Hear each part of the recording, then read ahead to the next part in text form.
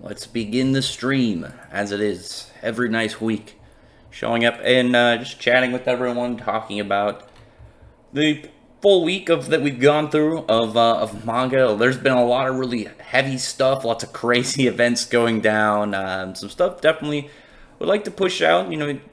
Shill for a little bit. I mean, not really shill, but definitely some form of advertise for other series. Like Jujutsu Kaisen seriously needs to get some more attention. It's been so awesome, especially the last few arcs have been really good. What's up, Maverick? Hey, Jared Punch, how are you guys doing?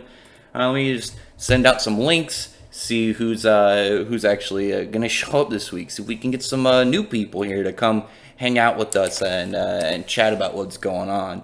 But other than that, it should be a pretty comfortable stream. Pretty good amount of people showing up and hanging out. I definitely want to talk about this. Really, as the title says, because I haven't seen anything for like the main three that I really like to discuss. Fairy Tail, Black Clover, and Eden Zero. I haven't seen any spoilers for the Eden Zero chapter coming up. The Fairy Tail chapter didn't really have anything to talk about that much. What's up, Alexander Rodriguez? How's it going? How's it going, Jared Punch? How's it going, Sammy? How are you? How's everyone doing today? Yeah, like, there was a lot to talk about from Black Clover, obviously. Jujutsu Kaisen had a lot. I read some of the chapters that got translated Thursday, and then I just, finished the ones that officially got translated and put out on the app and on their service and their translation service from Viz a little bit ago.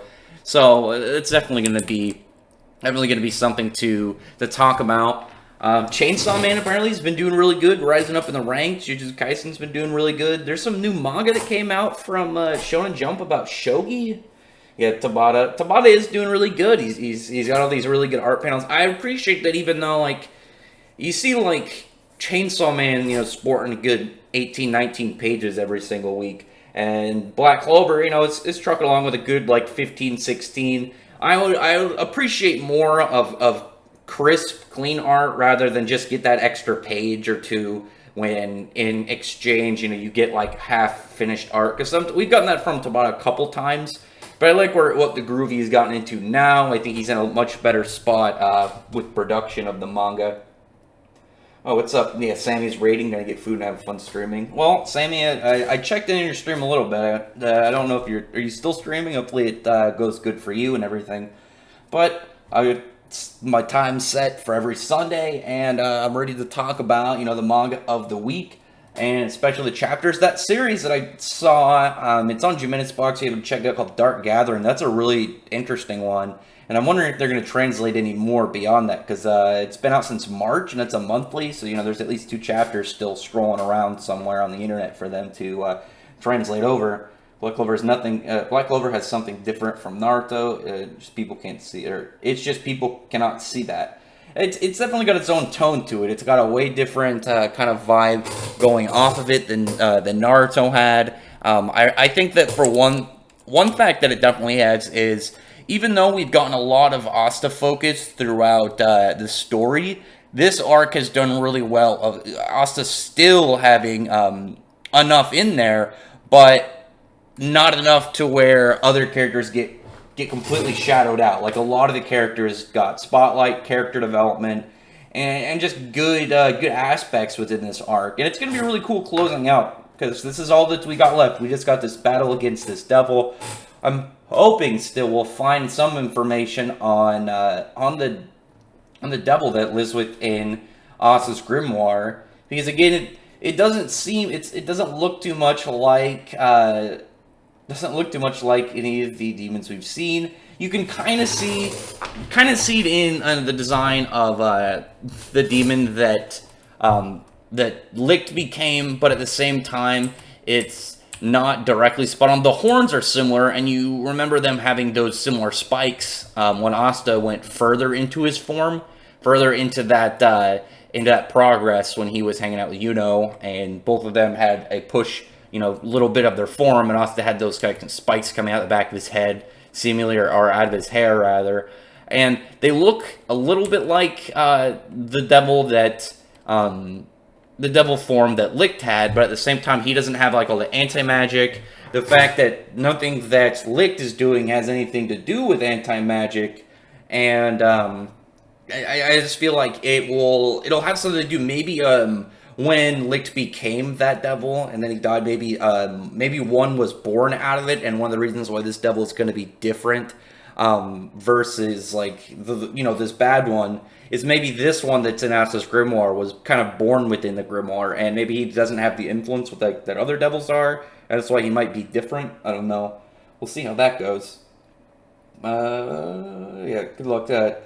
Tell me if that new manga is good. Yeah, it's good, Sammy. Check it out, Dark Gather. Go look at it. No questions about his Grimoire. Well, they haven't had anything to question about Asta's Grimoire, because so far Asta's just has a weird... I feel like to a lot of people, they just saw that he had a weird power in anti-magic.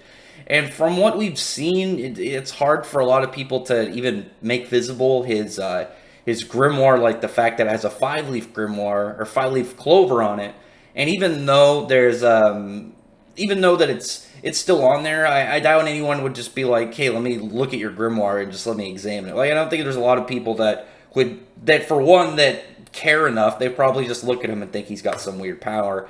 I would wonder that after this arc, given the information that we've been presented, that, wow, how did Asta get the Grimoire if now protected from energy? Well, I think there's going to be a reason why Asta got it specifically, and not as much that Nero, like not as much that the Grimoire just came to him. I think there's going to be an explanation on why the Grimoire came to him. We don't know if Nero had given it to him pretty much. Maybe she had been watching him for years or something, or the Grimoire chose him. Again, maybe the creature within the Grimoire chose Asta. Maybe he had some form of, he liked him for some reason.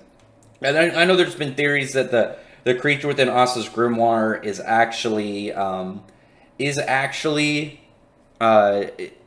stuttering right there. Is actually Licht.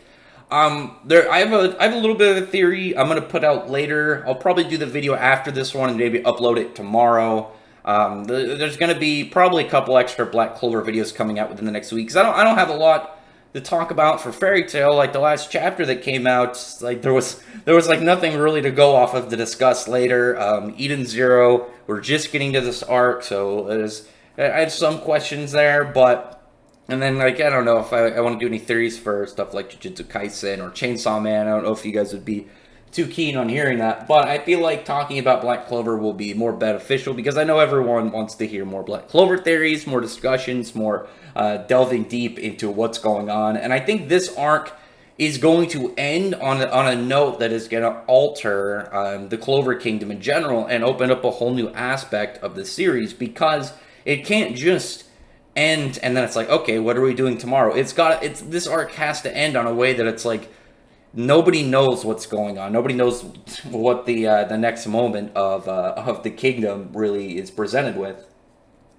What dynamic Nero could have with Asta for the rest of the Black Bulls? Again, I don't know. Like Nero, or now Sekiri, as she's been officially named, we don't really know what exactly this character is going to bring about with the Black Bulls. Is she going to turn back into a bird? Is she going to stay in this human form? Is she going to hang out with Asta from now on? Maybe give him a +1 to the harem and give Noelle some competition. We don't know. That's, again, one of the things that I'm very curious about. Like, there's a bunch of aspects of this arc that I'm wondering how they're going to follow into the next arc. For instance, what exactly is going to happen with all the people possessed by the elves? Because we know that Sally can create new bodies for them, but we don't know if they're just going to be like, well, let's just exorcise them out anyway, get Asta to get the souls out of them. We don't know. Maybe they will end up staying in the bodies, and maybe an arc will happen where they have to go and figure out how to reclaim the souls of the original people, or figure out a way to undo it. We don't know. That's something definitely to theorize of what can happen next. I'm done catching up with this, and I just need to catch up with my reacting. That's good. It's a lot of fun. It's a lot of fun, Jared Punch, and now that you're caught up, you're going to be able to go along the ride every week. Starting with AFK, doing laundry day. Well, that's good. Nobunaga. I did most of my laundry yesterday. I'll probably do the rest after this stream, as I prepare for the last episode of Game of Thrones and see how that went. What if Licht takes back the Grimoire from Asta and gets his other half awakened? Oh, he said earlier that it didn't belong to him anymore and he didn't want it, because he could have just went down there and took it from Asta after he shot him and outside of their base. I think he just doesn't really care anymore. I feel like it's different than like when he had it. Obviously, now that it's got the anti-magic issue in it, maybe he doesn't want to deal with it and he'd rather just get a new one. We don't know. Maybe if he gets a new one and he's going to be like, well, you're going to have my old sword, so I'm going to get some new swords. And then there'll be a leading up to explaining like where these swords are, whether they just kind of came with his grimoire or if he had them made. They could easily be like ancient magic tools. We don't know if the dwarves had anything to do with it. We don't know where exactly the creation of them, because there's definitely a gap between, when you see a weapon forged by magic. You look at Fonzel's sword. He's got, he's a swordsman, but his sword is made out of straight wind. It breaks away afterwards. Asta's swords were definitely not just made out of, I guess in his case it would be anti-magic, and I doubt they were made of magic when Licht had them. They had to be somehow specially made and imbued into his grimoire, because otherwise it's like the question of why after Asta got the grimoire were the swords not connected to him, but after he obtained them, they pretty much got linked into his book to where he could just store them in and out and, summon them at will. There's a lot of questions there. I'm sure the dwarves will have something to do with it as the story goes forward. There's a lot of things, again, that it's like, why is this thing this? But I feel like Tabata has all this planned out. I feel like he knows what he's doing. He knows exactly where he's going to take things. He's shown that he has everything, again, mapped out, and that he's not just winging it. And it's really impressive, because there's an aspect of all these different weekly shonen manga artists and writers, and they all have like an idea of what they want done and what they got planned. But there's always a level of when they have to maybe think of something on the spot. Maybe they ran into an issue, or they decided to change their mind last minute. It's not their fault. They're working. Have you ever seen like a layout of a weekly mangaka schedule? It just seems like a pain in the ass, and it's all right when you literally have a deadline every week to get through, versus like if you were a monthly series. So the fact they're able to keep it and keep consistency overall is pretty good. But I'm impressed by Tabata. He's very good at keeping everything right on track with the series and keeping everything progressing very nicely. I feel like just like the fact that he does like 15, 16 pages instead of like 17, 18 page chapters, that he's able to keep everything confined more. And if it works for him, it works for him, I guess. Anybody got any ideas on the Black Bull's status in society after this arc? Oh, they'll probably do a lot better, but the Black Bulls, I feel like it won't just be like we love the Black Bulls now, because it was all the Magic Knight squads. All of the different orders were wrapped up in all this and going about it.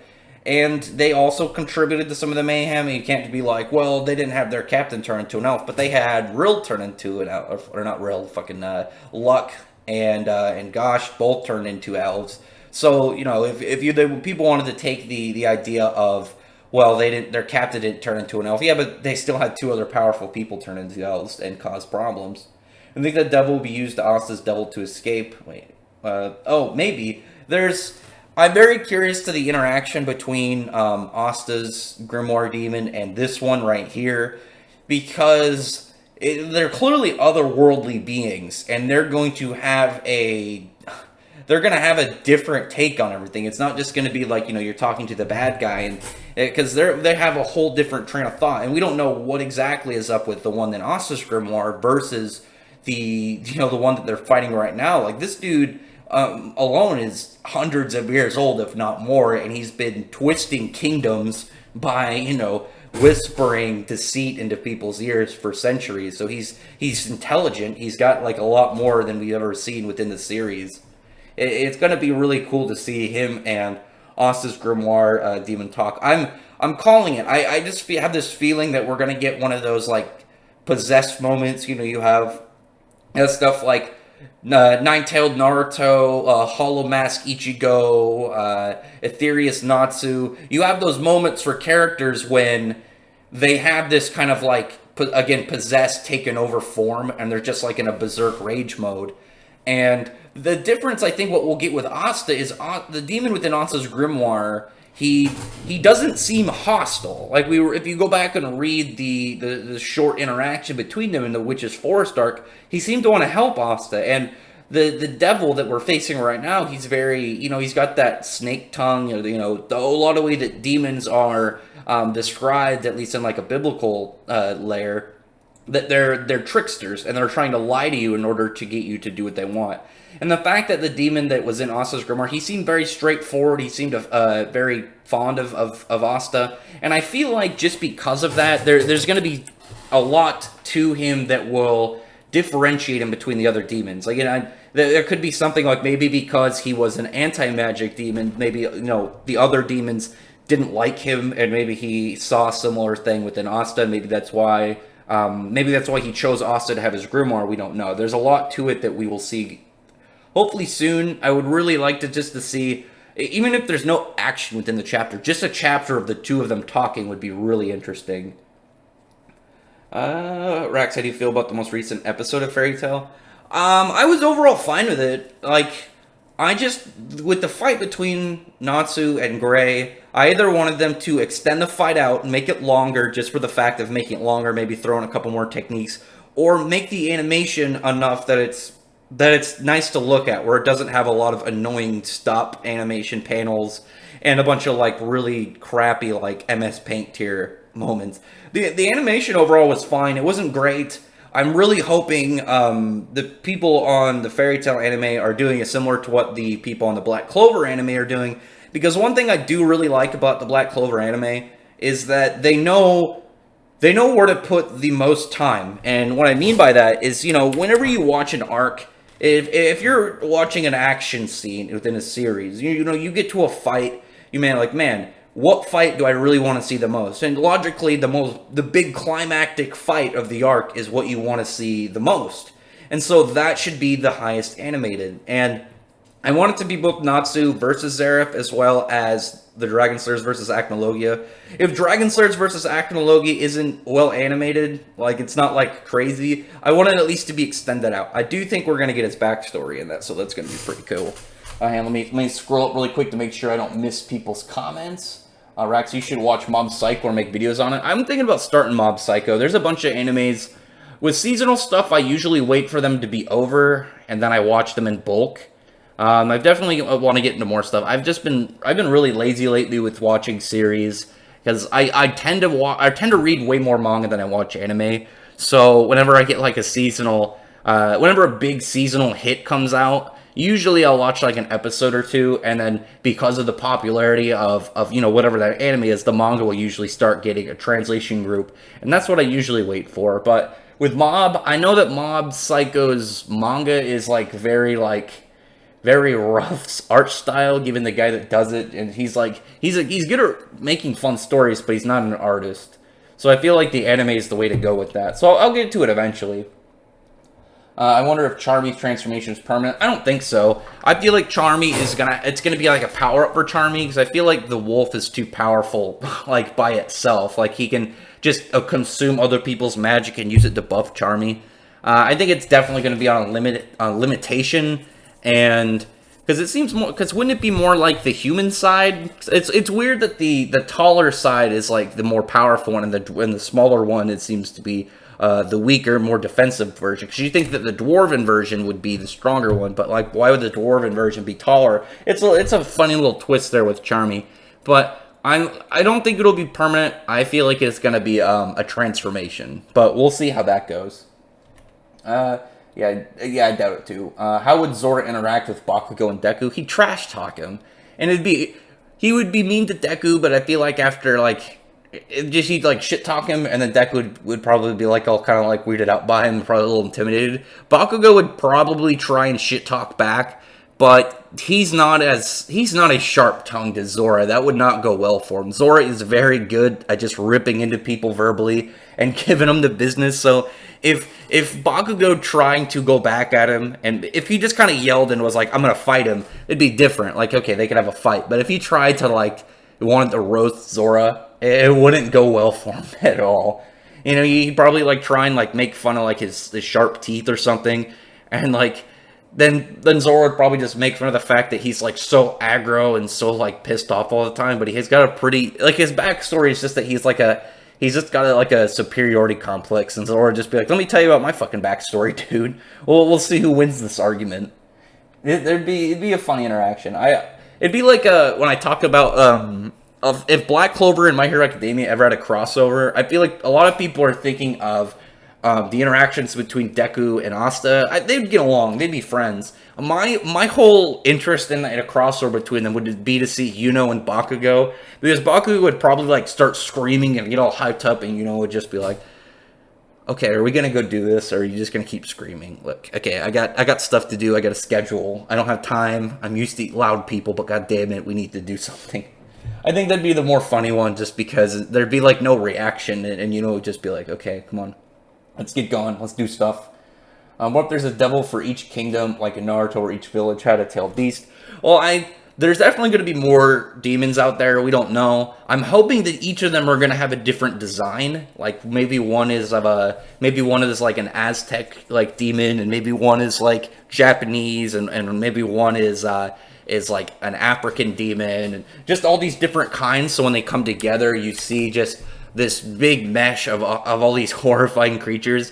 If they're all just kind of more classical Euro demons, that's fine with me too. I just think it'd be a cool idea. Regardless, we're probably going to get to see more. There's the only curious aspect of it is if the other kingdoms have an equivalence to the four-leaf grimoire, because we know that's a requirement for the demons to seemingly take a body, and they're going to need a grimoire, and they would have to have a four-leaf clover equivalent to turn into, you know, whatever their version of a five-leaf clover is. Maybe instead of, well, I guess it could still be a diamond, but maybe it'll go from like a four-pointed diamond to like an actual shaped diamond. Because that's still four, but I guess it's a different shape. What would you call it? Like a full diamond or something? Or maybe like a different color. I don't know. Well, we'll see. Hopefully, if they explore the Diamond Kingdom next, we'll find out something. Or maybe the fact that they have all these patchwork grimoires, that'll further lead into, you know, something of what their equivalent would be. Also, really quick, just because I haven't yet, I'd really appreciate if you would thumbs up the stream, you know, like it, befriend the like button, and if you haven't yet, to subscribe to the channel for more content. I'll put out another Black Clover video planned. I'll put out tomorrow to talk to you guys about, and we'll just see, you know, we'll see where that goes and how that conversation really opens up. Let me check really quick with the chat to make sure I didn't skip over any comments. Let me see. Yeah, it's still doubtful. Yeah, not the same, but a different type of demon. Yeah, I'm hoping just for different types and different designs. Like in Earth for Demons, where we learn their motivations, and the Clover Kingdom, and the only way the demons have tried to corrupt. Yeah, well, I think there's definitely going to be more of them scattered. But as I've said, my prediction is that we'll see them kind of like the Akatsuki, where they all are kind of doing their own thing, but they come together for certain reasons and probably an overall goal. But they'll probably be operating, you know, in selective groups. We'll see how that goes. There's still like the idea that maybe they'll kind of operate with the person that they tricked. Like maybe instead, you know, you'll have one guy as the demon with their grimoire, but they have, you know, like their equivalent to a dark elf. We don't know if it has to be an elf. I imagine it doesn't have to be an elf, but, you know, whatever it could be. Because we don't know other species. I still believe that we're going to see dwarves when we go to the Diamond Kingdom. I just feel like it will make sense. Maybe not, there won't be as plentiful as the elves, but maybe, you know, just like some of them still alive underneath the Diamond Kingdom, deep within their minds. Or maybe the Diamond Kingdom will have, you know, unearthed them since they last had a big moment in the series. Again, we'll see that soon, hopefully soon. Because I don't think that after this arc there'll be another like confined moment within the Clover Kingdom. Because the thing about this arc is like the history of the Clover Kingdom and the arcs since that are really tied up into this moment. And then like, what could you do within the Clover Kingdom moving forward?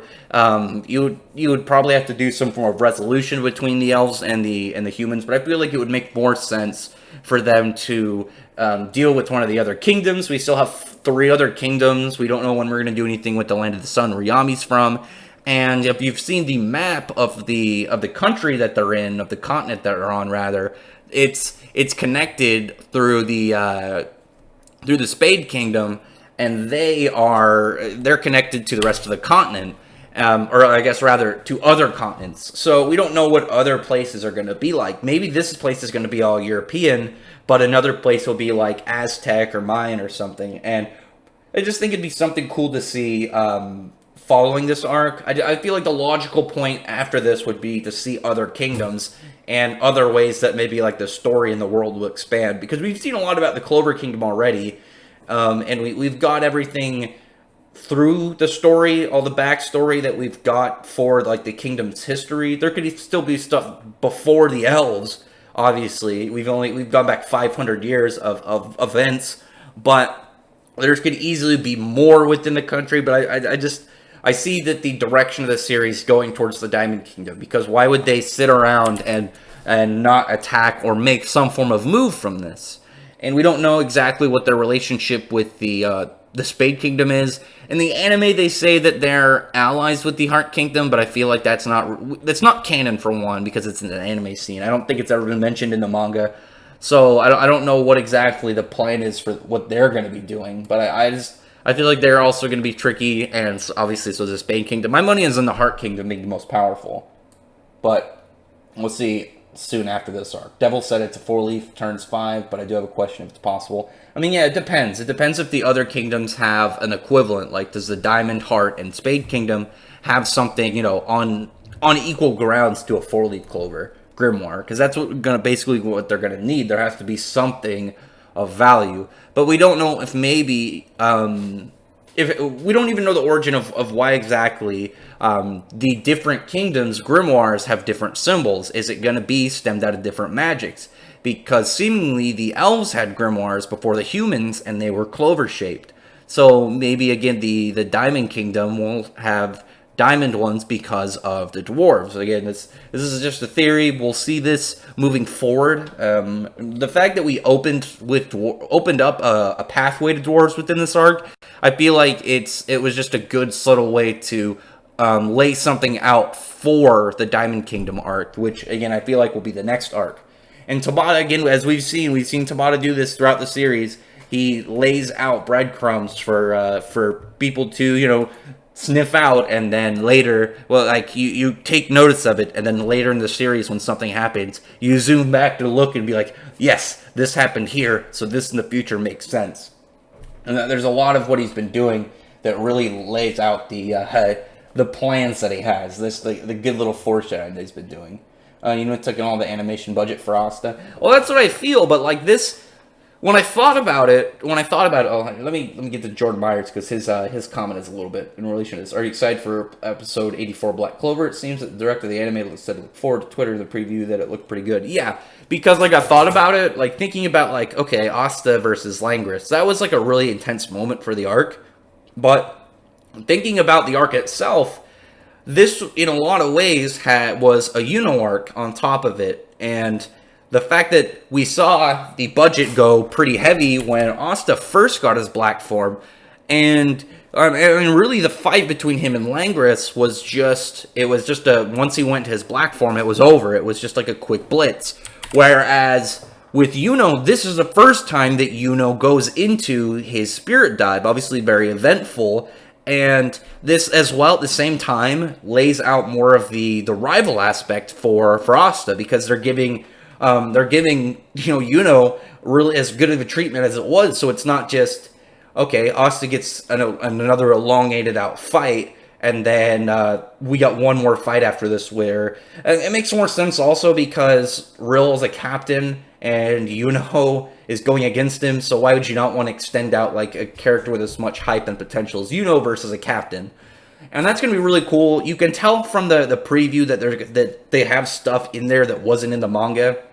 So they're probably doing with this what they did with Asta versus Ladros in the anime, where it's going to be like 5 to 10 minute scene or 5 to 10 minute fight, and it's going to be really cool. There's going to be a lot of build up to it, and then he's finally going to drop into Spirit Dive, and he's just going to lay down Spirit Storm against Rill's spell, and it's just going to be a really badass looking intensive moment.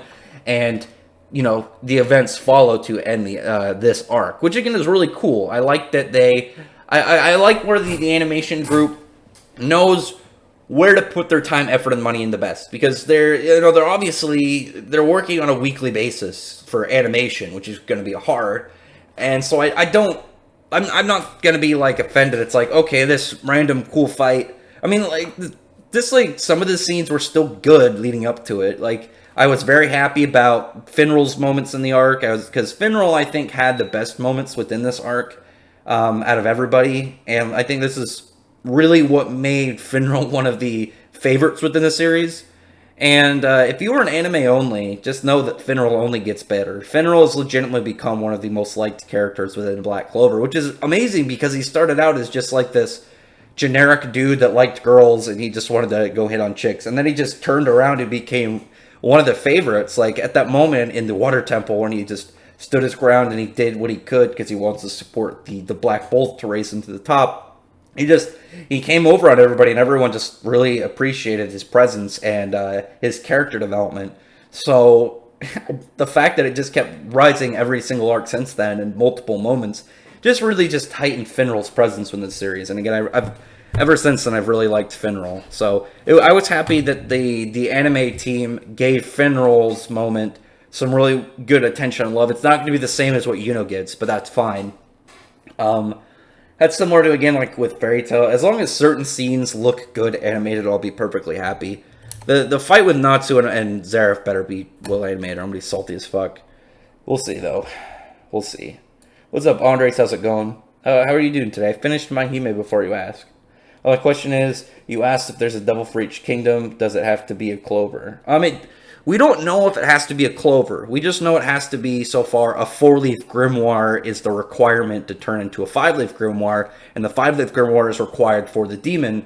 So it's a good assumption that if they can do it for other kingdoms, they have to have something like, on level with a 4-leaf Grimoire.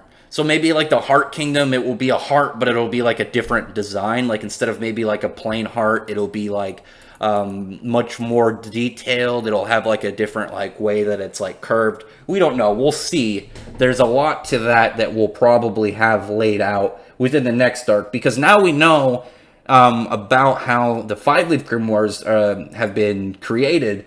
So I feel like that, if we go into another arc, and any way that there's going to be, a demon and has any form of relation to this arc, there has to be an explanation of, how is it in existence if it doesn't have a 5-leaf Grimoire. Maybe it'll have a diamond, but it will be a different shape of diamond. Or maybe it'll be like a diamond, and then just, that 4-sided kind of diamond, but it will be in like one layered over it, so it's more like a star. I don't know. We'll definitely figure that out soon. Like, again, I feel like Tabata laying out the dwarves was a good, breadcrumb to lead into the Diamond Kingdom. We'll see probably within the next month or so, because this really is all that's left in this arc, is this battle with the devil. And I don't think Yuno or Asta can really do much in this fight.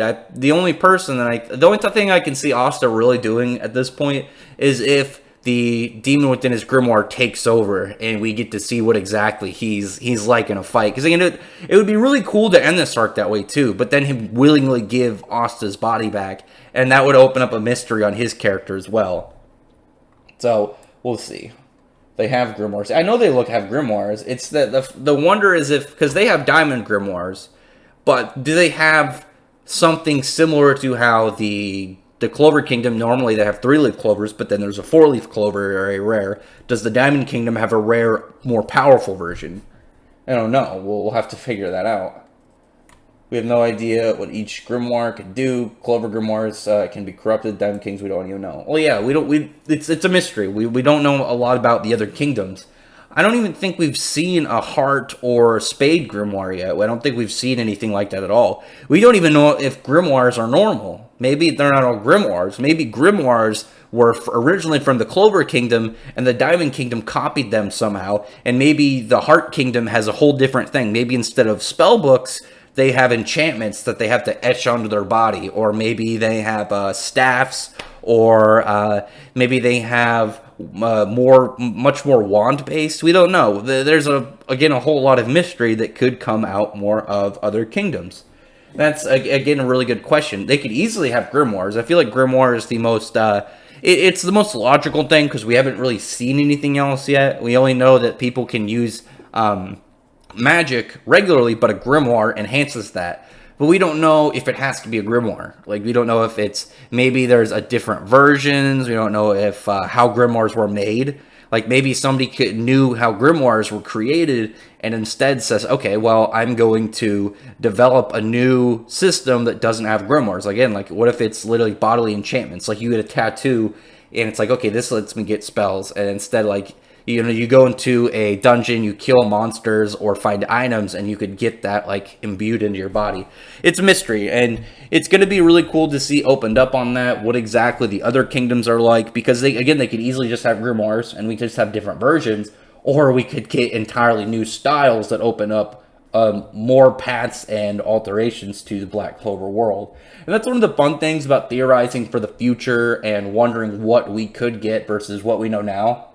And because we don't know whether or not, it could be, well, we can theorize what they're going to be like for, given what we have throughout the series, or we could just theorize a fantasy style and just go completely off the rails and try and figure out what we could come up with, which is also fun. It's always enjoyable to theorize, and that's one of the frustrating things about, like, early, when you get into a series that's still pretty early, is like you want to try and figure out stuff about it. But it's like you don't know what the author's, like, style is. You can't really deduce how they think. You don't know, like, some of the patterns that they have. It's one of the fun things when you get, like, even Black Clover is only 4 years in, and we still, like, we can kind of, like, figure out some of Tabata's tricks. We know a little bit about how he thinks, and it's just really cool to theorize and just analyze stuff as we go. Let me see. Let me make sure I don't lose my place. One second. Hang on. Oh my god, I almost lost my spot. Oh, where was I? God damn it. Okay. I wonder where we could, where there could be My Hero Academia and Black Clover crossover because the respective authors are friends. Yeah, I mean, we don't need a logical explanation. Like, we could literally just have the characters show up on an island, and it wouldn't really, because, like, when you do a crossover, you're not looking for, like, logical explanation of how these characters all met or what they're doing. You just want to see these characters show up and talk to each other and go into, like, an episode or a chapter of adventure, which is really what a lot of people are probably wanting for a Black Clover My Hero Academia crossover. I mean, it could happen. I mean, people would love it. I feel like it would be a really good way of quelling the fandoms and getting them to squash beef at least a little bit. At least for the sake of the crossover. When the Wizard King was struck down, the giant demon said licked and started tearing up. It's not gonna lie, it hit me pretty hard in the feels.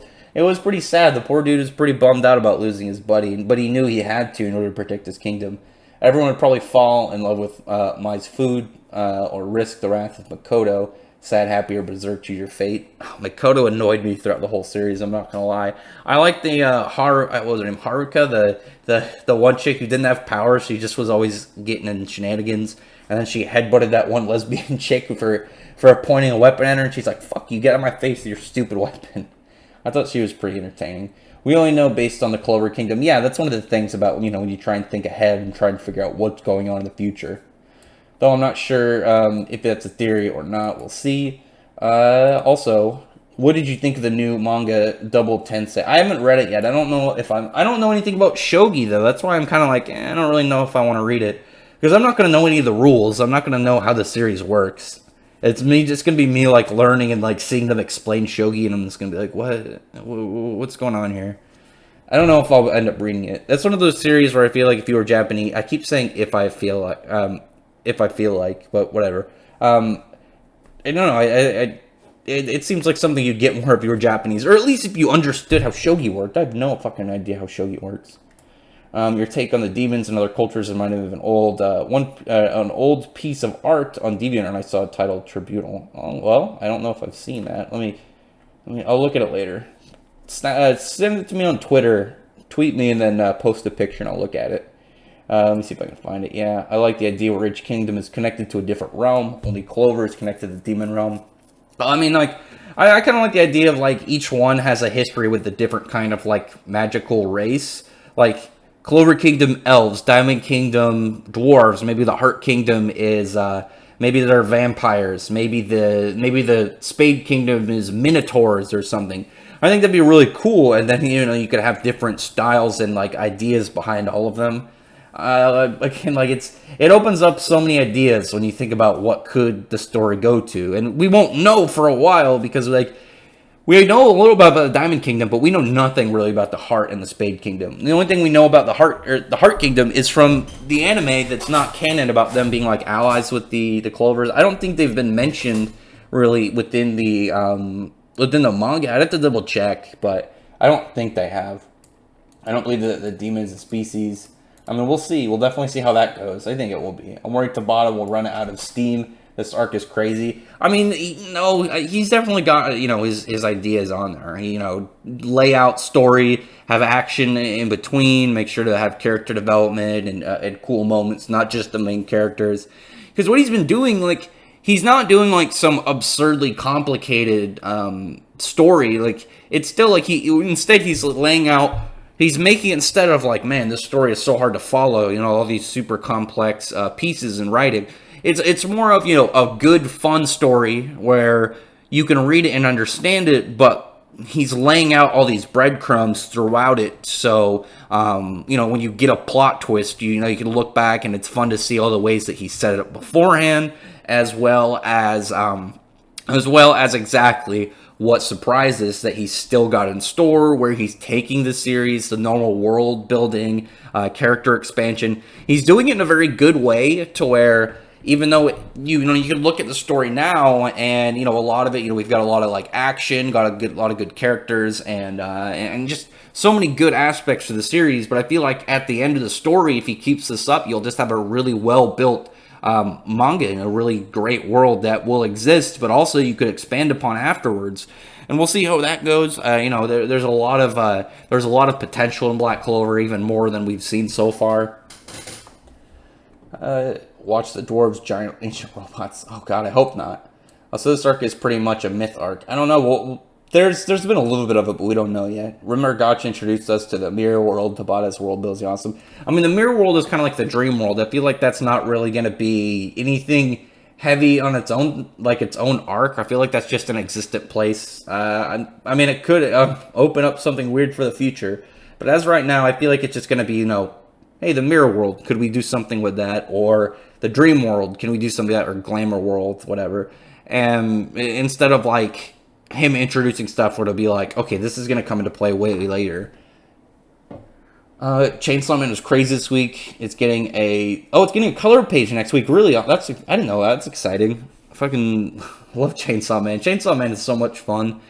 This fucking chapter, it opened up and I was just like, I don't know if Denji's gonna go through with it, but it won't surprise me if he does. And then there's a good explanation why he didn't. There was some good character development and some good layout for the future. And then that last few pages blew my mind, and I'm just like, where is this story going? Chainsaw Man is just it's so hard to predict, but it's so much fun to follow. Chainsaw Man is legit one of the craziest shonen mangas I've read in so long. But I definitely think people should pick it up more. Chainsaw Man is hype as hell. I would like to see an arc on the Heart Kingdom, since in the guidebook there's friends with the Clover Kingdom or Yami's homeland. Is it mentioned in the data book? Because I haven't seen any canon data books. I know people have translated. I've only seen chunks of it. I mean, if it's in the data book, then it should be canon, to at least to the degree of laying out the lore between them. Well, we don't know anything about them yet in the manga. I still feel like they're not going to be allies. I feel like they're going to backstab the Clover at some point. Spade Kingdom is definitely the most powerful. I don't know. I feel like the Heart Kingdom is. I feel like the fact that the Heart Kingdom is laid out to be an ally, that the Clover Kingdom aren't paying as much attention to them, and because of that, they're going to end up, having the most trickery and the most nefarious reveals in the series, and end up, being the most powerful because of that. And I got my money on them right now, and we'll see. I mean, the Spade Kingdom seems too obvious. They're the largest. They're the only ones not touching borders with the Clover. I just have the suspicion of the Heart Kingdom. We'll get there eventually. It's definitely sneaky. Yeah, a lot of North. Yeah, I saw that North mythology. Maybe played a role in Asta getting a spy-lip grimoire.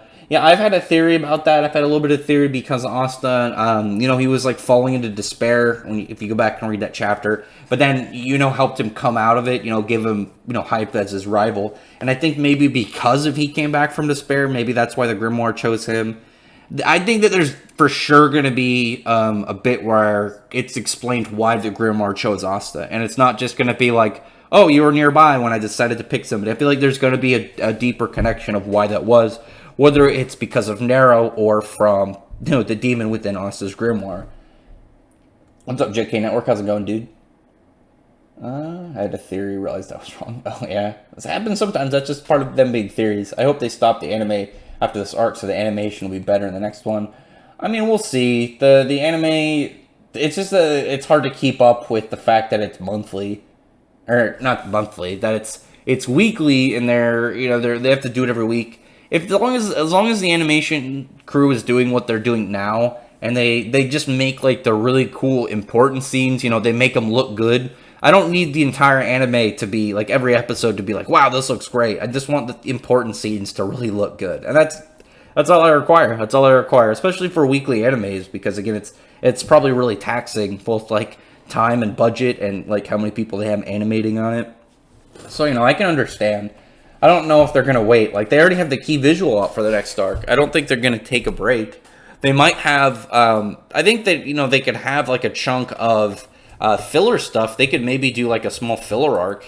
Just kind of looking back, wasn't it a month in between? I'm gonna just look it up really quick. I think it was a month in between the Royal Knights exam and the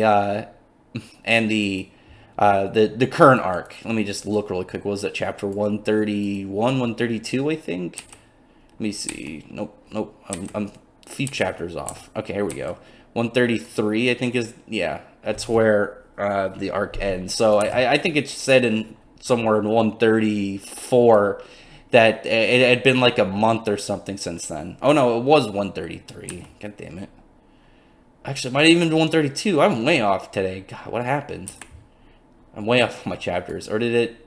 Nope, it went from 132 right to 133. So yeah, I think it's somewhere in there it's mentioned that it had been like a month between those two moments, like those two parts of the arc. But either way, I think there's definitely space for them to have a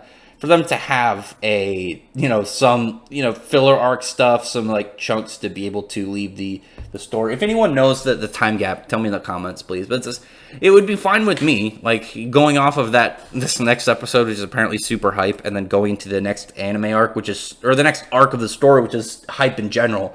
That if they wanted to take their time, maybe do some more comedic episodes and have like maybe some character interactions ones, maybe, build something. They could legitimately do like a filler, like couple episodes on the story from the video game, because I know that there's a manga spin-off of the video game, so they could do that one and just do like a fun like filler arc, and it would be fine with me. But I don't know. We'll see how that goes. We'll probably get a preview of the episode following after this next one of what they're going to do. I don't think that they would do this episode and be like, we're going to do one more of this arc. I feel like this episode, I think, will be the end of the arc. I don't know if they're gonna like play an extra piece to it, but I could be wrong. I could easily be wrong. We'll see. My theory is Asta was created to fight the devil, and he's the anti-devil fighting fire with fire. I mean, it'd be weird if Asta was created. I don't want Asta to in any way be special like that. That's what I'm gonna stick with that. I know some people have all these theories about like Asta, having all these different aspects. I want Asta just to stay as just some orphan that has no magic. How he got his magic, how he doesn't have magic is fine. Maybe he got it drained when he was really young, and it got drained fully and he wasn't able to. Or maybe he just got a birth defect. I don't want Asta in any way to kind of like fall into that spot Naruto did, where Naruto, after, the whole layout of his character throughout the story is, he's a dude who works hard and, thinks on his feet and all these things, and he's fighting against all these prodigies. And then at the end of the story, it's like, oh, he was a reincarnation of a fucking son of like a demigod. So it's just like, if he was destined to be this powerful, why exactly? That hurts the entire narrative of the story. I mean, if it's I don't think it would ruin Black Clover, but it would definitely like hurt some of like Asta's portrayal if he was just if he was just like somehow special like that. We'll see. We'll see how that goes again. But that's just my take on that. That's my opinion. Yes, finally finished with my Hime. Yeah, Rex, it's funny how the Shiki is almost as perverted as Wise. He's more awkward about it. He's super awkward about it. Probably not since in the recent Versus Jump they showed the invasion arc key visual. Yeah, I saw that. It looks nice. It's super weird seeing Asta in that blue color. It's similar to like it's very similar to the color that the Fairy Tail team had in the Grand Magic Games, and like seeing Natsu in that dark blue, I was just like, I don't know how I feel about this. I know it's gonna be just for this arc, but goddammit, I don't like it that much. Why is this a bad influence for Shiki? He is. That's factual. Why is this a bit scummy? But he's a good guy. Black Clover makes too much money to go monthly at this point. Right now it does better in Bleach terms of merchandise. Well, yeah, but Bleach has been over for years. I don't know. I saw Sammy talk about this. Sammy, if you're still here. I don't know why he mentioned Bleach, because Bleach is an anime, or Bleach's manga ended in like 2016. And the anime ended in what, like 2013, 2012? Like, it ended it ended on the fucking execution arc, so it was definitely a while back. So I don't know why like boasting that it made more than Bleach is that impressive just for last year. It's not like it was like they passed Bleach's numbers overall. It'd be like, okay, that's different. But like, they made more money than Bleach last year, or it's like, okay, they want to talk about how much they made more money than Hitman Reborn last year. I mean, it's cool to be like, cool, Black Clover's doing really well on merchandise in the anime, but I just thought that was a silly piece to kind of compare it to. It's funny how Homura doesn't mind wearing the clothes. I mean, I like Homura a lot. She's definitely one of my favorites out of the crew. I think between her and Shiki are my favorites out of the main character cast. But Jin is still my favorite character right now. And then competition for him is Draken Joe. For sure, Draken Joe is super interesting. What about witches? Why they have grimoires? Again, we don't know. I feel like the witches are going to be really weird and they're kind of be like a wrench and everything. Like maybe they adapted and that's why they have grimoires. I don't know. Because I'm wondering if they're even really, if they're even actually like a different species, or they're just like a group of women that live off and they call themselves witches. Because the only one that seems different is the Witch Queen, and that's just because like she's super old and powerful. You know, she's like what, 400 plus years, 500 plus years. Yami versus All Might. Yami would murder All Might. It's goofy because like you can't compare My Hero Academia's like how powerful their characters are to Black Clover's absurdly more powerful, and they have such crazier abilities. I mean, All Might's powerful. Don't get me wrong. All Might's pretty powerful. Like I remember him saying like he doesn't hang out at 100% when he fought because he didn't want, like he was capable of leveling a city. I mean, him being like pretty much like a human formed nuke is like, okay, that's understandable. He was a top tier within the series. But like Yami is faster, and like Dimension Slash, that's gonna one shot All Might for sure. Yeah, Yami for sure. What's up, Elric? How's it going, dude? How are you this week? Do you think Xiao Mei is one of the immortal beings? I mean, yeah, definitely. Xiao Mei is a fucking, like, weird fourth wall breaking time girl. Xiao Mei is best wife. I like her more and more than Xiao Mei. I really like those long... Does anyone know what those long sleeves are called? I've seen those in a couple characters. And it's just the way that they are, to where they're not, like... They're not long, I guess. It's more like wide sleeves. The way that kind of just hang like that. I don't know what it's called. I don't know if that's an anime thing or an actual Japanese clothing thing. Why do the witches have grimoires? I don't know. It's a question. Again, we'll probably find out more about the witches when we see the Witch Queen again. She definitely knows a lot. Why are the kingdoms named after playing cards? Would there be a queen kingdom? I mean, no, we don't, again, I feel like the fact that they're named, maybe it's coincidental, maybe, again, it's the fact that wherever they originate from has to do with a different kind of mythological creature. Again, we don't know. There's a lot of stuff that will be opened on. And again, Tabata, I mean, like, when you see, like, elves are very attuned with nature and whatnot, and mana, okay, Clover, nature, okay, the dwarves, potentially, for the Diamond Kingdom, dwarves are very much, about mining the earth, the minerals within the earth. Okay, diamond makes sense. Again, it's one of those things that maybe it's just coincidental, playing card aspects.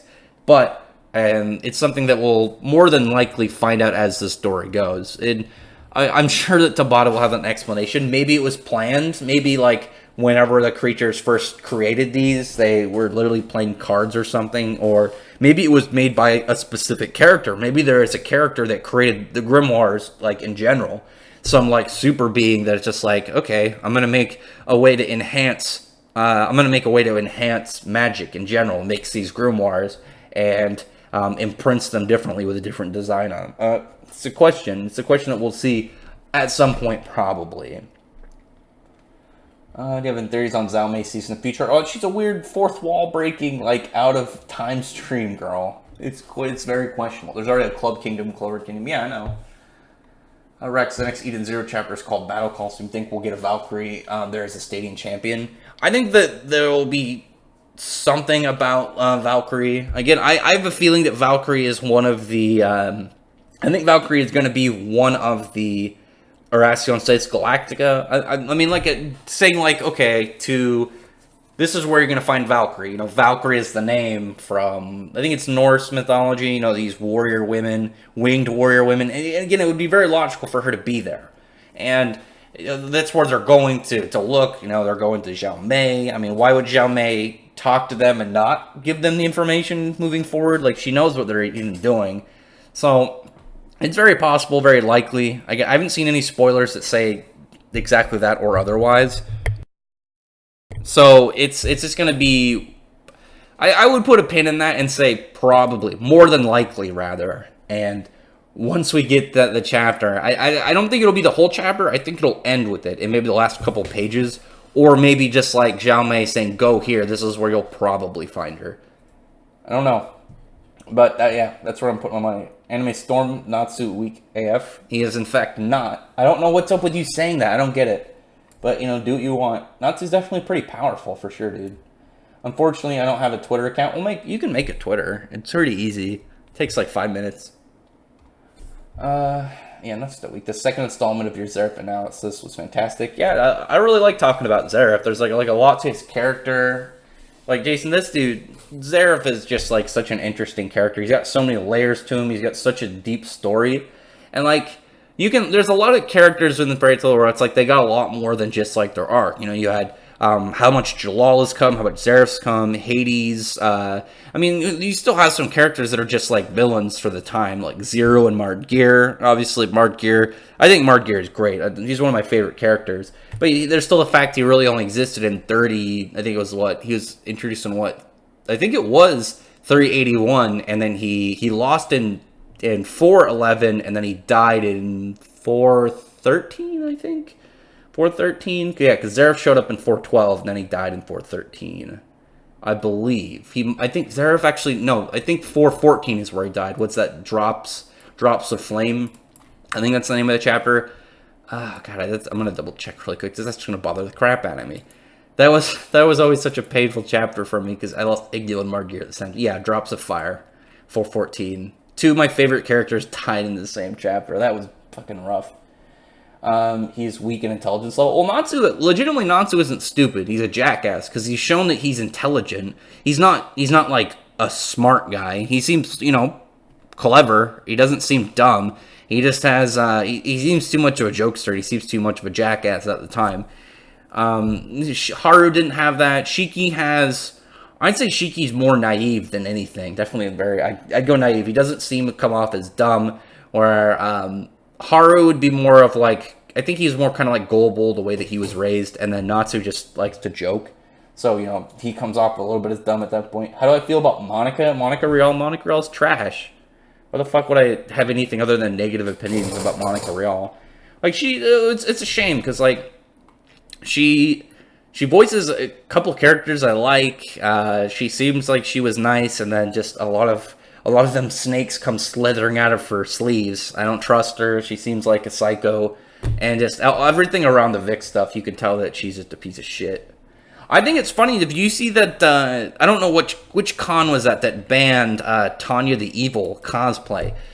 Would they ban Monica Rial for voicing the character? I mean, she's voiced pretty much a Nazi, so I guess if Nazis are bad. I mean, it's also weird that it was, like, straight up Nazis, but, like, what if I went as, like, what if I went as a character that was just like a hateful and maybe like a group, but it wasn't like a historical hateful. It was just like a bad guy group. Like, what if you went as what if I went as Mard Gear? Like Mard Gear has kind of like this. He kind of like came around to humans, but he still kind of like didn't like them. Or any character that didn't like humans in general. Like if you went to imagine if you went to a con as Patri or any of the elves rather that hated humans before any of the current situation. I guess they're part of a hate group, so you wouldn't be able to go as them. You can't go as any of the elves. You can't go as Raya. You can't go as Vito. How do you feel? Yeah, I read that. Yeah, Monica Rawls, she's trash. She's a woman. She can't be horrible. She's trash. How did you like Grey vs. Natsu the anime? Again, I thought it was fine. They didn't make it look terrible. They made it look alright, and it didn't have like a bunch of stop scenes. Like, I hate when they have a bunch of stop animation points. But it was enough that it looked nice. I like what they did with Natsu's arms. Like, his Aetherius arms I thought looked really cool within the anime style, where they were... I've always pictured them as black. I don't know why. I've always pictured them as black. I liked how they were more, this kind of like dark red, and they were lined with like a lighter red. I thought that looked really cool. And it further pushes the theory of his most recent form after eating igneous flames is Aetherius related. Because that's definitely more attuned to his Aetherius design versus like the dragon like lair that he had during Dragon Cry movie. Because I know a lot of people have tried to push that form is like his Aetherius form, which it definitely isn't. That form was created because of the Dragon Cry, because, he absorbed some of its power, it buffed him.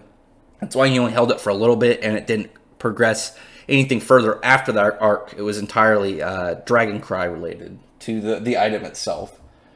Well, what we gotta remember, Raya killed all the elves.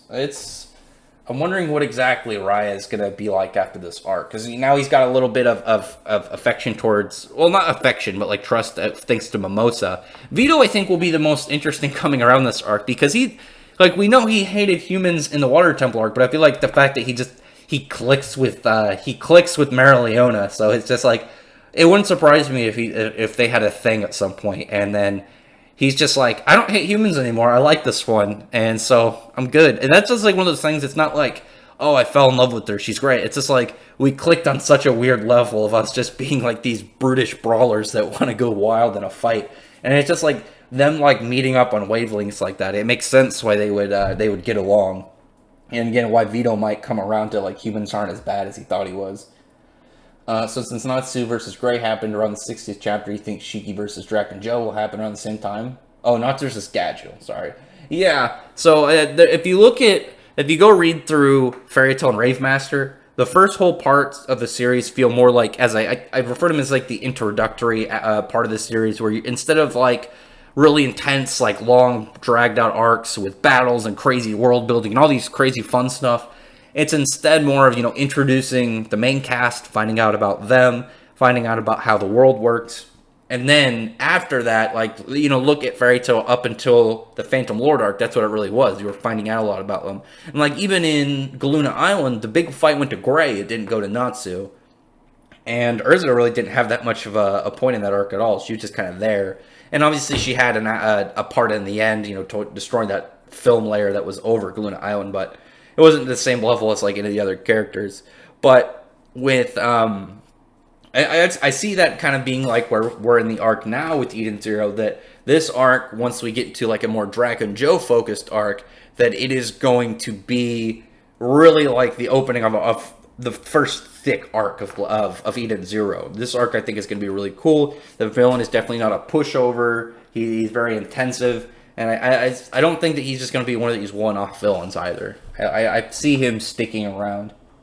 If you haven't picked up Chainsaw Man, what are you doing? Yeah, if you haven't read Chainsaw Man, read Chainsaw Man. It's awesome. Chainsaw Man is so much fun. Sirax, what's your thoughts on this final season of Game of Thrones? Hated it really bad by millions of fans. There are aspects to it, like the first few episodes I was fine with. I thought it was fine, Arya killing the Night King, and I've talked about it a little bit before. There was like... I'll just kind of breeze through like my explanation. Like, there was no way that anyone was gonna have an honorable 1v1 battle with the Night King. He both didn't want to. He didn't care about honor, and he was also too physically strong. The dude threw an ice javelin like it was shot out of a ballista. Like, that dude's super fucking human. And Jean was like exhausted. There was no way he was going to be able to fight him. Like the only way really logically to beat him was a cunning, like sneaky attack that Arya did. And Arya spent 7 seasons training and becoming like an assassin. So her assassinating somebody doesn't surprise me. Plus the fact I do feel like the idea that the Night King underestimated her purely because she's like a 5 foot tall girl. So him just not really like dropping the knife, he probably didn't pay attention to. He just thought that he broke her will. She caught it, stabbed him. I didn't like how they handled Jaime. I really don't like how they handled Jaime in this arc or in this season. I wanted him to kill Cersei and then go back to Brienne, and now that's not possible. That's legitimately one thing I'm pretty pissed off about. I don't like that. I thought Daenerys, what she did made sense to how she was built up of being crazy, and she's had all these very like, I'm going to do something aggressive and violent moments throughout the series. And people have said like, oh, but she didn't do it. But she didn't do it because she had these advisors and people that were able to steer her in the right direction. But now all those people are either dead or betraying her or failing her. So where she's just like, I'm going to do it how I see it now. And she just decided to really mark heavy of her power and her rule. I thought that part made sense. Jon has done like nothing this whole season. Sansa, I don't like Sansa. Cersei, just like, her character pretty much has had like little impact this season too. I think that the issue was like there should have been a bigger fight too, like storming the castle. But I feel like that wasn't the point. I feel like it was more about Daenerys' character. The last episode is in an hour, so we'll see how that goes. But Daenerys, some of the decisions I don't agree with. The complaints again, like Daenerys snapping like that. I don't like I don't like what they did with Jaime's character this season. I was happy where it was at. I was so happy, when Brienne got knighted. I was so happy when him and Brienne hooked up, because they actually have like pretty good chemistry, and I like Brienne and Jaime. But then that just got thrown away for him to go die with Cersei, who tried to kill him. She tried to kill him earlier. So like, why did they do that? That was stupid. Like, I kind of can get like the logic, like he was like addicted to her, but it's like he had Brienne now. Why does he need Cersei? The bitch is crazy, and she tried to kill him. So like, he should have known, like, no, I'm not going back to that. That bitch is crazy. What's your thoughts on okay, read that. Reading Black Clover, yeah, for sure. Do you think Zora is Yami's vice captain? No, because he joined at the same time. I gotta double check on this. He joined pretty recently, because nobody knew he was a member of the Black Bulls. I don't remember if it's. I feel like it was at the same time that.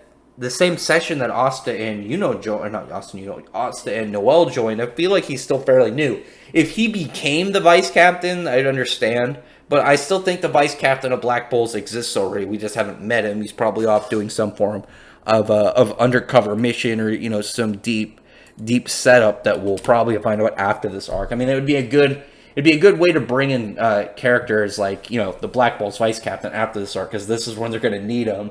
Repairing the kingdom, especially at this point. Oh, do dragons and fairy tale count as mages? I think they sort of should, but dragon power is different than magic. We know that from both like Wendy being surprised that Zirconis could use magic, as well as when Face was off, they could still use stuff like their elemental roars, and they didn't seem weakened. Only Agnolog is weakened because he's not a true dragon. He's a human that could turn into a dragon.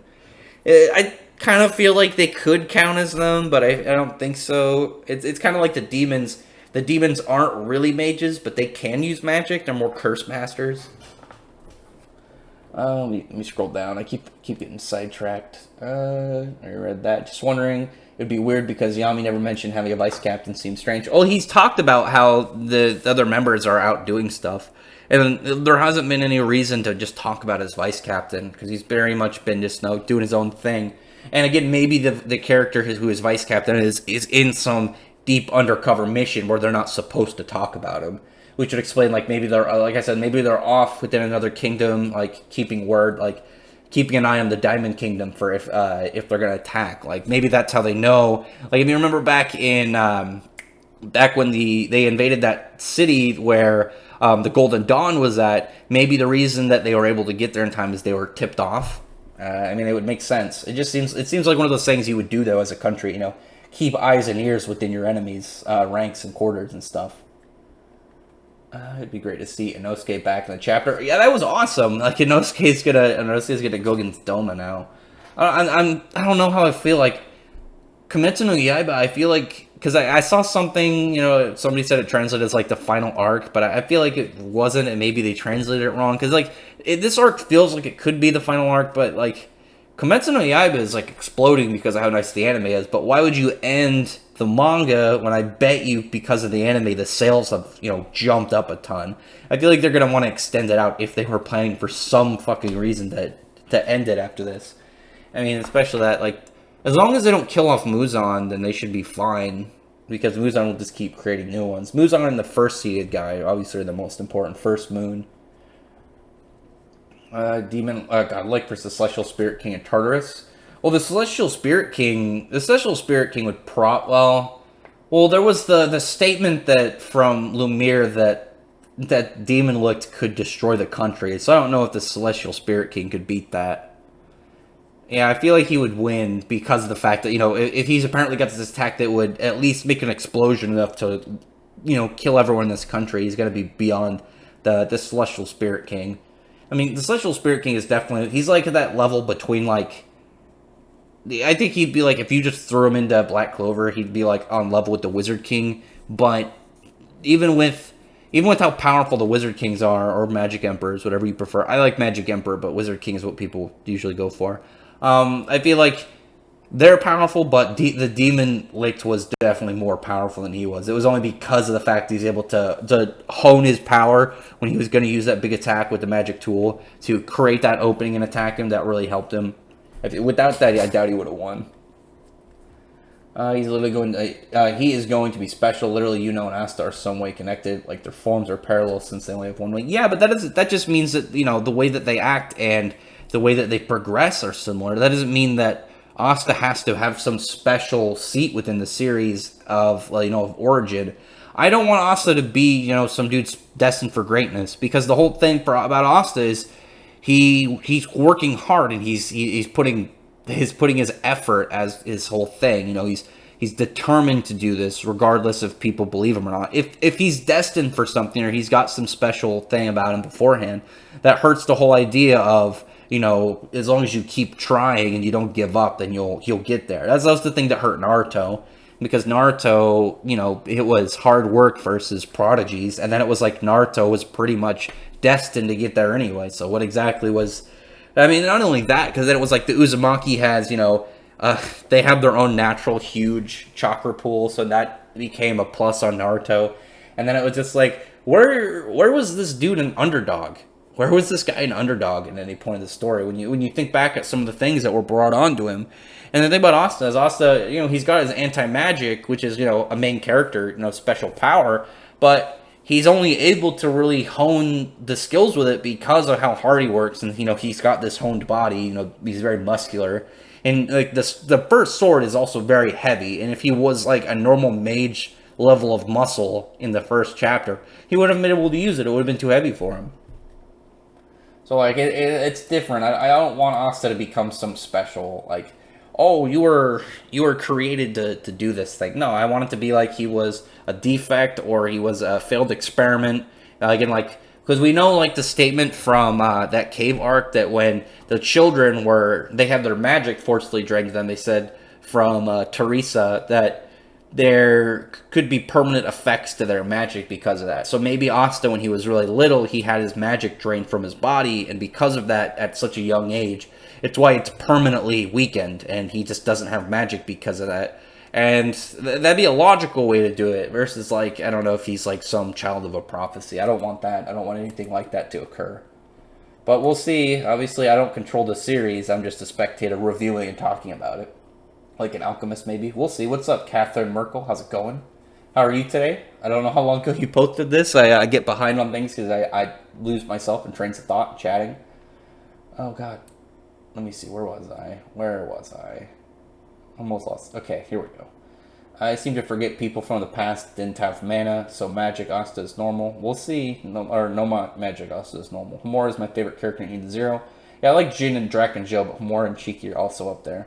Asta being an orphan from where? Under the kingdom, peasants, nobles, or royals. Any noble or royal family would not want him to be known. Yeah, that's the thing that you could do that too. Like, maybe Asta was from a noble family, or just from a family, and the fact that he didn't have magic, they just got rid of him. I mean, I don't know what you'd really accomplish with that for a backstory, but like, I just like the idea that like Asta was born from a nobody. He was maybe just some rejected child. They didn't want him, ditched him in a church.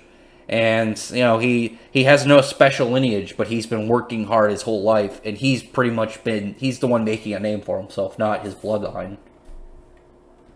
What do you think of the title of the hottest girl? Which might have took the title of hottest girl in the Easy latest chapter? Homura, for sure. Homura, definitely. I don't remember seeing Natsu's demon hands when he fought Gray in the manga. Natsu had E&D hands yesterday in the anime. No, he had that in the manga. He had that in the manga for sure. Go read the chapters. You see it. You see it in the chapter before him and Gray fight. I noticed it because, fun story. At the time of that chapter, I wasn't able to read the next chapter for like 3 months. So I reread the series and like twice within that span of time. And then I reread that chapter, was that 503? Multiple times. So, you know, I noticed his hands, and I took a lot of notes of that, had a lot of theories moving into it. And you can actually see it like through the flames, but also some parts where it's just his arms. They're elongated. They have this like layer over them. You know, this, what I thought was black energy, but it's seemingly red. So, which will make sense with when we see it later in the most recent part in the manga, 100 Years Quest, with his power up from Ignia. That they'll match up, and it won't be a black energy. It'll be this kind of like red layered, like weird, kind of like twisted malefic energy. Yeah, go back and look at that. Now his demon claws look like his hands aren't burnt and turned demonic, or his hands are burnt and turned demonic. Yeah, I like the colors of them. I think they're really cool. Well, that's why I really like that design, because that's what they had a similar design on Jackal. And I just thought it was a waste, because I really liked that on his hands. I just thought it looked really cool on a character, that kind of like charred, breaking, burnt design to him. Rax the villain Animus from Dragon Cry. His male form looks like Joffrey from Game of Thrones, doesn't he? I mean, a little bit, but that wasn't even his form. That was just an illusion that he put up. Because Animus didn't have an actual form. He was just a dragon, and we never saw him turn into a human. The King Animus that he was, I mean, you could kind of count it because it was King Animus, but it was him just portraying, you know, a fake of himself. I mean, again, you could kind of count it, but it kind of isn't. Maybe an alchemist created grimoires. Again, yeah, it's theory we'll see, hopefully eventually, because the grimoires are definitely a mystery. They can't just have always existed. What do you think about the current Fairy Tail adaptation rate only having 13 episodes left of the current content? Is it 13? I don't think so, because we're at 32. I don't think it's 45. I think it's 52. Let me double check really quick.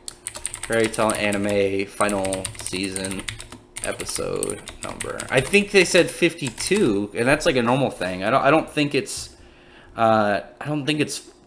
45. Yeah, episode number announced. I remember someone, there was an article about it somewhere. Reveals episode order. Let me see. This was back in December. I'm sidetracked. Yeah, 51 episodes, and we're at 32. I think. Let me double check that too. 32 of these episodes. So yeah, where is it? Oh my god, where was the episode at? I gotta scroll down. Yeah, 32. So we got another 20. So if they go by what they're at now, 2.5 to 3 episode or chapters per episode, you know, you assume 2.5 to 20 is what, 50 episodes or 50 chapters, and we're at this was chapter 507, I think. Let me double check, because that's when Urza shows up. What is that, voice? Or no, Broken Bond is, I think it might be. Let me double check. I think 507 was the chapter. Yeah, voice is no, voice is the next one, 506. So if they can't do 40, so even if it's 2 chapters per episode, where, you know, there's still a piece left. I still feel like they're gonna put that. I'm telling you right now, actually, they're gonna have Acnologia's backstory in it. I feel like the pacing, they're not gonna slow down. They're gonna keep going as it is, and they're gonna have like an episode or two on Acnologia's backstory, but also probably extend out the scenes, like the whole part where Acnologia, goes on his rampage. I think that's gonna get extended out too. We'll see though. I feel like with the way that it's going right now, again with 2.5 to 3 chapters per episode, that's 3 chapters per episode. That's 60 chapters. We're at 506 so far down. We only have 39 to go. So they would have to slow it way the hell down and just put a bunch of filler in that people don't matter, or put in content that we know Hiromashima has, because he's mentioned that he wrote Acnologia's backstory out, but you ain't gonna put it in at the time of the manga. So this is a good time for it to occur. Maybe we'll see it in more of his own flashback, whatever it may be. Oh, hang on, I gotta approve some comments. Where was I? Oh my god, I lost my place. Where am I? Oh my god, I'm so far behind as I'm scrolling up trying to figure out where the fuck I was. Here we go. Yeah, so we'll see. I definitely think Acnologia's backstory, I know it's going to be in there. Why else would they have so much time left for 20 episodes, so why would they not include it in there? And I don't even need that to be greatly animated. I just want to know what exactly his backstory is. I'm ready for it. I'm ready for this fucking backstory to hurry up and get it after waiting. It's 2019, probably by this time 20 more weeks. That's 5 months, so it'll be over 2 years since we should have got it. I wish he just released it in a like a side story. Game of Thrones fans hated was how Jaime's character was ruined. Yeah, I agree. How Jaime's character was ruined. That made me mad. Johnny and Bosch, evil laugh. Who's he? Has he played villains? I have to double check. I only know a couple characters. Oh, he plays Zora, so he probably has an evil laugh in the Black Clover dub. I'll have to check that out. I haven't watched him as Zora yet. Who do you hate more, and who do you think is the worst person, Monica or Brie Larson? I mean, Brie Larson is like a shitty person, but she hasn't done anything like Monica, because Monica wanted to push Vic into killing himself. Monica's a legitimate garbage person, and I don't like Brie Larson, but she comes off more as a cunt, whereas Monica comes off as a literal trash in human form. Yeah, Monica sucks. I don't give a shit about Monica. What's up, Tellingham? How's it going, dude? What do you think the last Sayuki's rankings are now? It's gone lower, but that's because like the chapter right now, it's laying out more of like the world and everything, but it's still got a lot laying for progress, and we're about to go into an arc. I think this arc will probably raise the ranks a little bit more. I don't think the first volume has gone on sale yet, and so far, like, I think within the next couple weeks, the first manga volume sales will probably say whether or not this series continues or gets axed. It's got enough attention to it if it's the first volume, the first couple chapters were very well received, so if people buy that first volume, it does well enough for them to keep going, then those people will be invested in following the series, and then hopefully by the time the second volume comes out, it'll still be good. Its rankings have dropped, but that doesn't instantly mean it's going to fall, or it's going to get axed. It depends on how the volume sales are going to be when we see those finally come out. Because the fact that it started off pretty high, it probably gives it a better chance than something like Hellward and Haguma unfortunately got. And Chainsaw Man has just been going up, which has been great. I love Chainsaw Man. It's so strange. It's such a good, weird manga. Yeah, I don't want it to get axed either. I like this chapter. This chapter is cool. The thing I like about it really is the Nyoibos. I like how the weird ways they manipulate them. I think it's really interesting about the series, just because it's very creative. It's a very simplistic, creative way to have a power, essentially. I think, you think we won't see Jin for a while, or do you think we'll get him soon? I hope that Shiki stays in that ninja outfit and he fights Jin inside this battle coliseum that it seems that they're probably going to. Ninja suit versus ninja suit. That'd be awesome. Drac and Joe reminds me of Negan from The Walking Dead. I haven't watched a lot of The Walking Dead. I dropped that after I watched 5 seasons and I just started watching 6 and I was just so bored. I mean, I wasn't ever really invested into it, so it's different for me. I understand, like, if you're, you love the characters and, you keep going. I didn't really care for it, so that's just me. Shonen animes and Hunger Games don't mix. Shonen animes and Hunger Games? I don't know where that was from. What's up, Sheridan Kane? How's it going, dude? Don't mix clearly. Have you not? I've seen Batum I've watched the anime and I've read some of the manga, and I think it's still going. I still want to read it eventually. I always forget about it, and then I see a chapter update, and I'm like, oh shit, there's that manga again. I should probably get to it at some point. At some point, I will get to it. I want to. I always just thought it was kind of a weird manga, but enough that I wanted to follow it. Well, never mind about that. Oh. Game of Thrones fans also didn't like how Varys was killed off season. I mean, I kind of liked how Varys was killed off a little bit, in the sense that, like, his whole character is being tricky and deceitful and, well, not deceitful, having a lot of, like, plans set up and a lot of ways to talk out of a situation.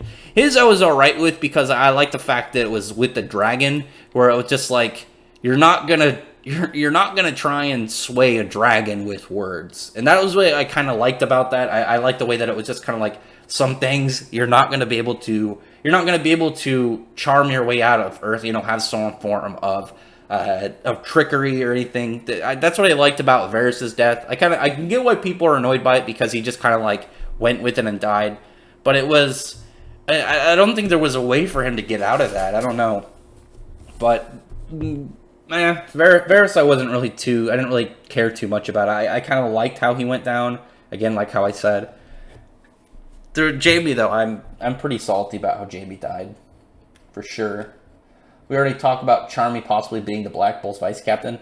I mean, no, because the vice captain, Tabata already said the vice captain exists. We just haven't met him yet, so it can't be Charmy. Azerif was in Game of Thrones, but no magic. Would he win Game of Thrones through his intelligence? Or is he still cursed? I mean, Zareth is a magic dude. He's not like a deep trickster. I mean, you take away, that's like taking away everything from him. It'd be too. I mean, is he still his empire? Or is it just Zareth like drops in there and it's like Zareth do stuff? I mean, I don't know. Zareth never came off as like someone like Varys or what was his name? Littlefinger. Peter. Oh my god, what was his name? I forgot his last name. Littlefinger. Let's just go with that. And he never has that same level of like trickery, deception. Zareth was just very powerful, and he's charismatic, and people liked him. So it's a little bit different in that aspect. I mean, he could probably get pretty far. I don't know if he would win. If you gave him like the ability to learn magic, then yeah, because then he would just master magic, and just take Game of Thrones as a goddamn unstoppable force. And not get almost officially caught up tomorrow. Good. Oh wow, you finished season 6. Good. Anime Balls Deep went live, but I'm staying here talking about Boruto makes me sleepy. Oh, I haven't really checked out Anime Balls Deep. I only know of them. They're talking about Boruto. Oh, what do you have to talk about? What do you have to fucking talk about Boruto? Everything exciting about Boruto is so far on the horizon that it's like, man, Kawaki stuff. Man, what's gonna happen when he finally attacks? But like, you're waiting a month, and it's like, okay, cool, you're getting progression with Kawaki, but it's like, you waited a month for him but the gap between the last chapter and this most recent one, for him to, like, put a flower pot back together. I mean, it's, the manga, I don't understand why the manga is monthly. I don't get it. It's not made to be a monthly. I mean, it's such a slow pace compared to, like, what you're used to, because it's weird when you take it's way different when you take a series and it's just monthly. Okay, and you get used to it. But like when you take a series like Naruto and you get a sequel like Boruto, it's made to be a weekly. It's the same thing with Dragon Ball. It feels weird when you're getting these weekly types as monthlies. And it's just like you're getting like the length for it, but it doesn't have the same tone. I don't know. It's weird.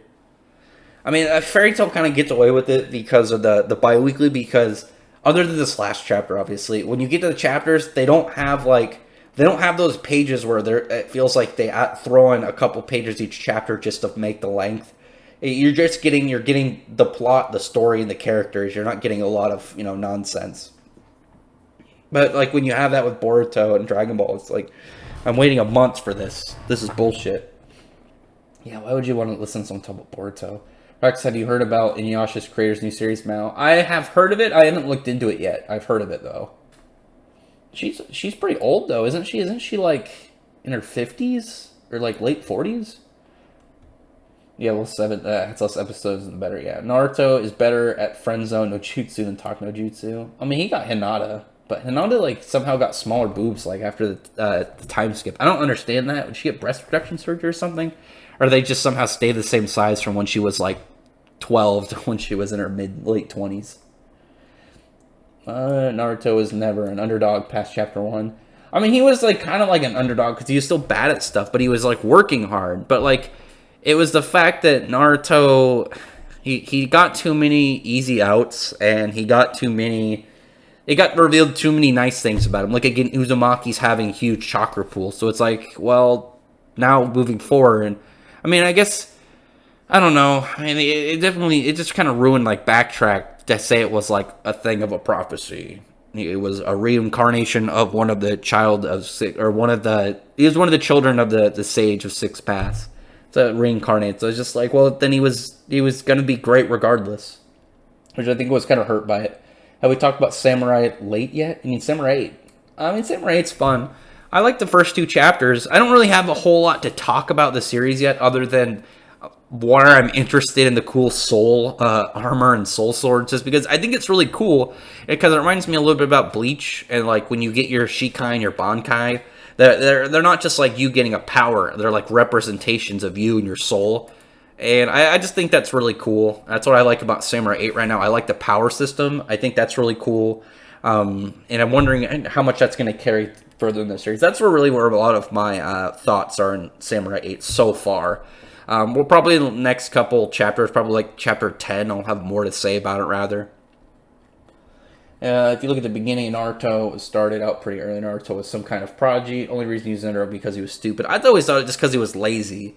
Because Naruto, when he gets focused on something, he starts to pick up. He's really good at, like, I always thought it was like he's really good at being having obsessive compulsive disorder, and that's how he becomes good at something. You give him one task and he'll just like do it over and over and over and over again and over again until he gets good at it. It's kind of different. Naruto was more of an underdog given how people saw him and how he was kind of like a screw up, but it's different from Asta, who Asta is just like a legit straight underdog from everything, and he's only able to be as good as he is now because of his hard work, him able to take aspects from other characters that he's seen develop, and it's just a lot of it throughout the story that kind of like I think meshes better than how Naruto was portrayed. But like Boruto's just like some pissy kid, and then like now Kawaki seems like a better son than he is. How do you think Wise would react to Brandish in her underwear outfit? He'd probably be really happy. Brandish is that girl. To be honest, I think even without her magic tool, the wizard, even without the magic tool, the Wizard King would have won. He could have dodged since it moves at light speed and retaliate. Yeah, but then the issue wasn't him dodging. The issue was him protecting the kingdom, because he was keeping that in mind. That's why he kept the Demon Lick in front of him at all times. He was keeping him from advancing into the capital, and he said like. Because, like, at the point where he saw the attack, he's like, it wasn't like, oh, I can't dodge this. It was, this attack, even if I defend against it, it will destroy the country. And that's where his thoughts were. Is he was thinking more about, the safety of his kingdom rather than the safety of himself. Which is very, good king aspect of Deku versus Asta as a character in progression. Deku is definitely more developed than Asta, but that's because of the fact that his story is much more about him developing, going from this wimpy nerd into a heroic figure, whereas Asta's is more about the journey of his character through the story itself. And Tabata has said that, he's fine with Black Clover going way long, like Naruto and One Piece levels. I mean, we got 200 chapters only on one kingdom, and we got 3 other kingdoms, plus the Land of the Sun, Japan, and any other continents that we later explore. So it could easily, go the lengths that he said, and Asta's development, again, will be much more stretched out throughout the story, whereas Deku's is way more noticeable, even so far, because of where the drastic difference of, what he started out as versus where he is now. And Horikoshi, he said originally he was only going to go for 30 volumes, and he's going to extend it out somewhat, but he doesn't seem to have that same, idea length that Tabata is going for. But again, that could easily change, but it's a whole different kind of, layout for him. I think Asta has done more as a character, but Deku has progressed more as a character just because of the way their characters have changed. But Deku Deku's way of like influencing other characters, I don't think has been nearly as well portrayed that has Asta has done it. And I like that Asta gain. Not only do other characters kind of like gain from Asta as inspirational wise, seeing how he goes about stuff, but Asta gains stuff from other characters as well. Whereas for the most part, with My Hero Academia, it seems more about other characters just being impressed by Deku and just Deku influencing them. Other than obviously Deku being influenced by All Might, for let me see. To be honest, I think. Okay, I read that. I hope Asta unlocks his full anti-magic form this arc and not have him take out the devil by himself. Well, I don't think that he's going to be the main reason to take out the devil. I've talked about this. I don't think he's going to get a full version. I think he's going to get taken over by the creature in his grimoire, and we're going to see him. That's the way he's going to be able to keep up with these big guys. It's not going to be Asta doing it. It's going to be the grimoire demon, which I think would be better because it would also lay out stuff for him, but it wouldn't give Asta an absurd jump to somehow keep up with legendary level characters, because he's done some stuff. For the most part, Asta with his form is like he can fight Langris, a vice captain, but he has to charge in order to get the form up, and even after that he can't hold it for very long. He can only seemingly do one good technique with it. Whereas, like, if he could somehow compete with, like, the Wizard King level, like, legendary characters, it'll just feel weird. But the creature in the Grimoire, if he was able to do that, not Asta, but him, given that, we know his origins, he's hundreds of years old, and, who the Grimoire belonged to prior, and then it will make more sense of him being able to somehow, keep up to par with some of these big shot characters. Where was I? Oh my god, I'm gonna catch up one fucking day. Would there be dark? This would be dark, but what if Asta's mother was? I don't know about raped by a noble. Jesus, I don't think that's gonna be in Black Clover. And it's still Weekly Shonen Jump. I don't think there's gonna be rape throwing anywhere around here. Samurai 8 is okay, nothing amazing so far. I mean, Samurai 8 they haven't done anything amazing. I like the concepts more. I like the idea of the story, they have to find the keys to Pandora's box in order to find something to save the galaxy from its destruction. I think that's a really cool overall plot, but I really like the cool soul swords and, like, putting your soul to, like, on your familiar to give them, like, a cool buffed armor form. I think that's really cool, and that's where my investment in Samurai 8 is for sure. No, it definitely can catch my interest. I mean, it's cool. What's up, Andres? Glad you're back. Understandable. It's good. I think it's interesting and it has a lot of potential. I don't think it's like Chainsaw Man, where after I read Chainsaw Man Chapter 1, I was fucking hooked.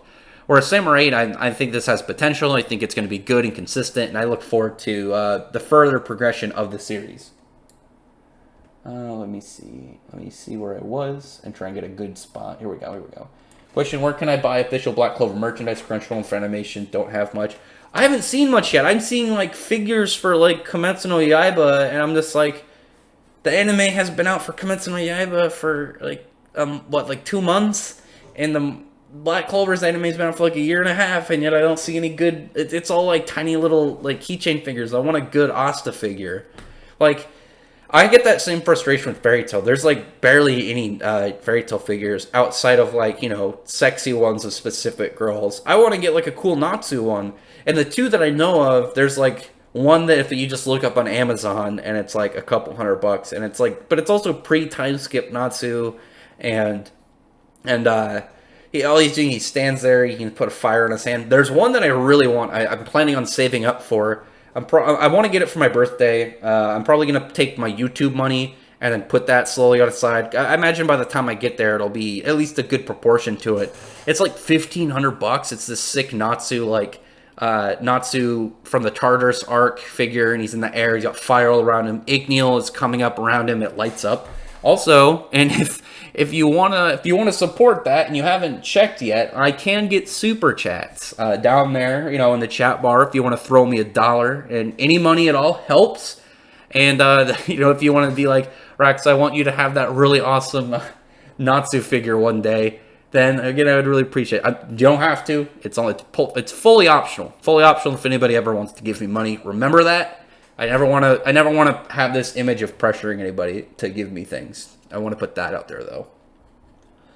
Yami is already Guildarts of the squad. Yami and Guildarts interacting would be really sick. How much do you rank, or how would you rank this Brigand 12 from strongest to weakest? Weakest is definitely, I'd say Nineheart. Strongest, obviously, August. I'd have to kind of run down. Let me just pull up. I'm going to pull up a list because I swear to God, if I think on the top of my head, I'm going to forget one, and that's going to bother the living crap out of me. That happens every time I ever try and think of a group of characters within something. I always forget one character. Like, even from, like, Full Metal Alchemist, like, when I try and remember the homunculus, I always forget one. Okay, let me just pull up a picture and look at them. I would say from weakest to strongest, I would say Nineheart, Agil, God Serena, Jacob, Bloodman, Wall. Actually, let me pull back one. Wall, or God damn it, let me start over. Nineheart, Jacob, Agil, Brandish, Demaria, Wall, oh my God, Invul, God Serena. I'd put God Serena. God Serena is probably like in the upper levels because of 8 different Lacrymas. Oh my God, Larcade, Irene, August. Oh my God, I swear I forgot someone. I just had this feeling I forgot someone. I'm literally looking at a list, so I don't know how I would have forgotten anybody. I don't know, that's just how I feel. August, I definitely think is at the top, for sure. Nineheart, I feel like, is the weakest. His magic seems very situational. Because, like, what if you go get somebody who their memories are all, like, they've never fought somebody that's died. And that's just, like, what is Nineheart going to do? I mean, he guess now he can pull out people from his, but it's not the same. You're not going to have that emotional effect that carries over just of characters being powerful. I do think the vice captain of the Black Bulls will be Guildarts of the squad. I'd see them more as like a weird character, someone who's just maybe like really awkward. Like you see that picture of them where they have their hand over their face. Maybe they're like super edgy or something. Hollow, Ichigo, and Lelouch. Oh yeah, that's true. Yami is already, yeah, we read that. Sai figures American media platforms won't sell out Black Clover. I mean, eventually. Who do you think is worse, Father, Ivan or Gemma? Probably Gemma. I mean, he's pretty shitty. Do you think finally finished my Himena deserved versus videos of the characters? Well, I haven't done any versus videos forever. I mean, I thought it was fine overall. I didn't really like the ending. Some of the characters I liked. I liked the again. I liked the what was her job? I think she was like what disciplinary. Oh my God, disciplinary. Oh my God, how am I failing at this word? Disciplinary. Lead group person. What was her name? Haruka. She didn't have powers, but she was. I thought she was funny, and I liked the. I like the spider chick. Now I think was her name. Makoto annoyed me the whole series, though, Andres. I don't know if you like that character or not, but she annoyed me throughout the entirety of the series. I felt bad for the red-haired little girl because like it's obvious that Mai and that dude and her were gonna hook up. So it's like, what's this other chick gonna do the rest of her life? Because it's never implied of her having anybody else. So, but it's the rest of the series, she just lives alone and sad. Jesus. Oh my God, don't lose my place. Rax, have you read the manga Molester Man? I have not. How would Noelle and Todoroki interact? I don't know. I mean, they'd probably get along. I don't think either of them would be really rude to each other. Who is a worse brother, Silva Salt or Illumi from Hunter x Hunter?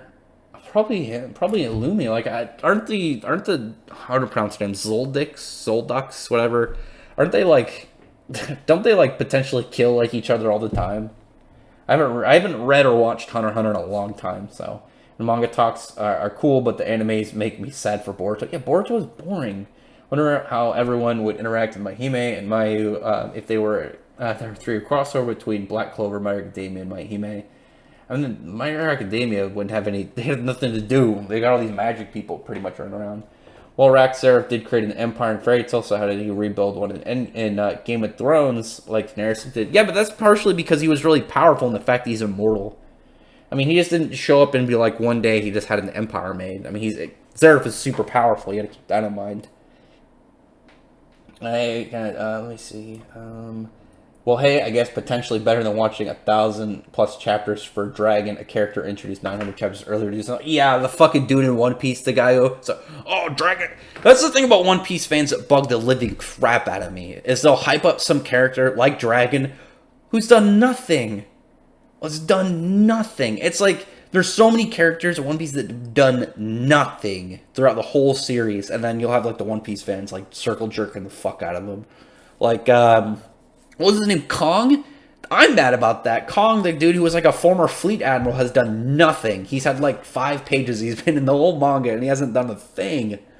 And then you'll get like that the admiral that we haven't seen yet, and yet we'll probably won't see until the final battle. So they'll literally just be a powerful wall, like literally just a powerful character with like nothing really to him. Fujitora, he's kind of cool, but like you get like these characters in there that it's just like, where's the hype for you? You haven't done fucking shit. What exactly am I supposed to be like? I mean, it's cool to be like, oh, this character will finally do something, but it's like, literally he showed up in 900 almost chapters ago, and he hasn't done anything. He's just existed. He's such a stupid thing for Oda to do. Who in Game of Thrones would you have as your hand of the king? Podrick dick down all enemy combatants. She's an old famous female manga. Yeah, the chick who did Inuyasha. Oh my god, I keep almost thinking I'm caught up. God damn it. Asta, or Noel, who is stronger? No, Yuno is definitely the strongest right now, because he can hold his spirit dive form longer, thanks to, elf buff shenanigans. Do you think other planets will be like in Samurai 8 as opposed to Dragon Ball Zero? Wait, what do you think the other planets will be like? I think they'll be much more like, much more honed to like specific ways. It'd be cool if like other planets were like different, maybe like either different areas in the world of the time, like the samurai period in Japan, but imagine like another planet is like Europe, but at the time that the samurai period was happening in Japan, or whatever the current period that like Samurai 8 is supposed to mainly be influenced of, or like any of the other places, like again like Mayans or like Indians or something. I think it'd be really cool just to kind of like give them each themes, but in that era. Naruto could have destroyed Kiba if he went Shadow Clones from the start. I mean, he that was always the kind of confusing thing, is Naruto's number of Shadow Clones he was capable of, but he always kind of kept it really small. I mean, he could have done like 50 Shadow Clones or like 100 Shadow Clones and just bombarded him. But like Naruto at that point, like just making Shadow Clones, like that's like a kind of like probably could be an impressive technique. Hang on. Apologize, my nose was getting all stuffed up, and I didn't want you guys to hear me heavily blow my nose. But it would have been like before, like he got all like other techniques and figure out how to really use the Shadow Clones to his advantage. He was just like dogpiling people and just like throwing wild punches with no real martial arts to him, mimicking other people's abilities. But that's just how Naruto was. Julius would destroy all too easy. He would walk through My Hero Academia. I mean, that's factual. Do you think Urza could resist Genjutsu or Tsukuyomi because of her fake eye? Yeah, well, definitely normal ones. I think, does it need to go through the eyes? Because, I mean, if Urza would also need to know beforehand, but, if she knew at the start, or if she didn't know at the start and she figured out afterwards, it would still only last half the duration of it. I don't remember if it's entirely accurate how Tsukuyomi works. JK, the answer is obviously because she's Urza. I mean, I'm going to do a video on that eventually. I want to do a video on, like, the most infamous scenes in Fairy Tail, the ones that I don't agree with, and then tell you my my takes on scenes that I find the most infamous. We'll get to that, at some point down the road. Just because, like, some things I feel like people, like, Sting's whole part, like, that's a scene that I really want to go over because I think people hate it for not understanding what happened there. So that'll be a video for the future. Look forward to that. Besides Aknologi and Toka, do you think there are stronger wizards in there, than Zeref in the other countries? I don't think there'll be as many Zeref here. I mean, Zeref was very powerful and he was very influential. There could be more because it's a curse. It's a curse. You could have all these characters throughout history similar to Zeref somewhere in the world. There could be a guy that got it 1,000 years before Zeref, and maybe he's literally just sitting in a cave somewhere or in a hole in the ground. That's the whole thing I like about that idea that anybody could get this curse and just be existent in the world. I don't think it'll be the curse, but maybe another character throughout it, because the story only really goes back 400 or so years. There could easily be stuff before that, and there could be characters powerful moving forward. Somebody who's just been working their whole life to become a more powerful villain than Zeref, or just You know, there's going to be somebody eventually at some point in the history of their world. We'll see, though. Let me see. Besides acting, okay, read that. Sam always forgot that there was, I always forget that one spring. Yeah, it's just not in the spring, and I always forget, like, a character whenever I think of a group. It's not overhyped now. I mean, Samurai 8 is fine. I don't know, I feel as though Damaria's time stop was pretty hacked. Yeah, but it depends exactly, because some of the characters that she wouldn't be able to do anything about it. Because, like, you imagine, like, Wall, what's he going to do? Cut his head off? Okay, he's going to repair it. He's going to put himself in a different body. But you can also stop her. We saw that, like, Brandish, if she can just get that, you know, that snap of her fingers off before Brandish stops time, then, bam, she shrinks her down and then she can't do anything. Or if you just, you survive in that point after she does it, and then after, you come out of it, affect her, and then GG. Depends. Wouldn't Bloodman be above Invul since he can eat ice? Well, his ice is different. His ice, we saw that, obviously the true ice is different. It'll still bypass the durability for it. Gray was only able to do it because Gray pretty much like copied it, which probably had to do more of his ice make abilities rather than his demon sling abilities.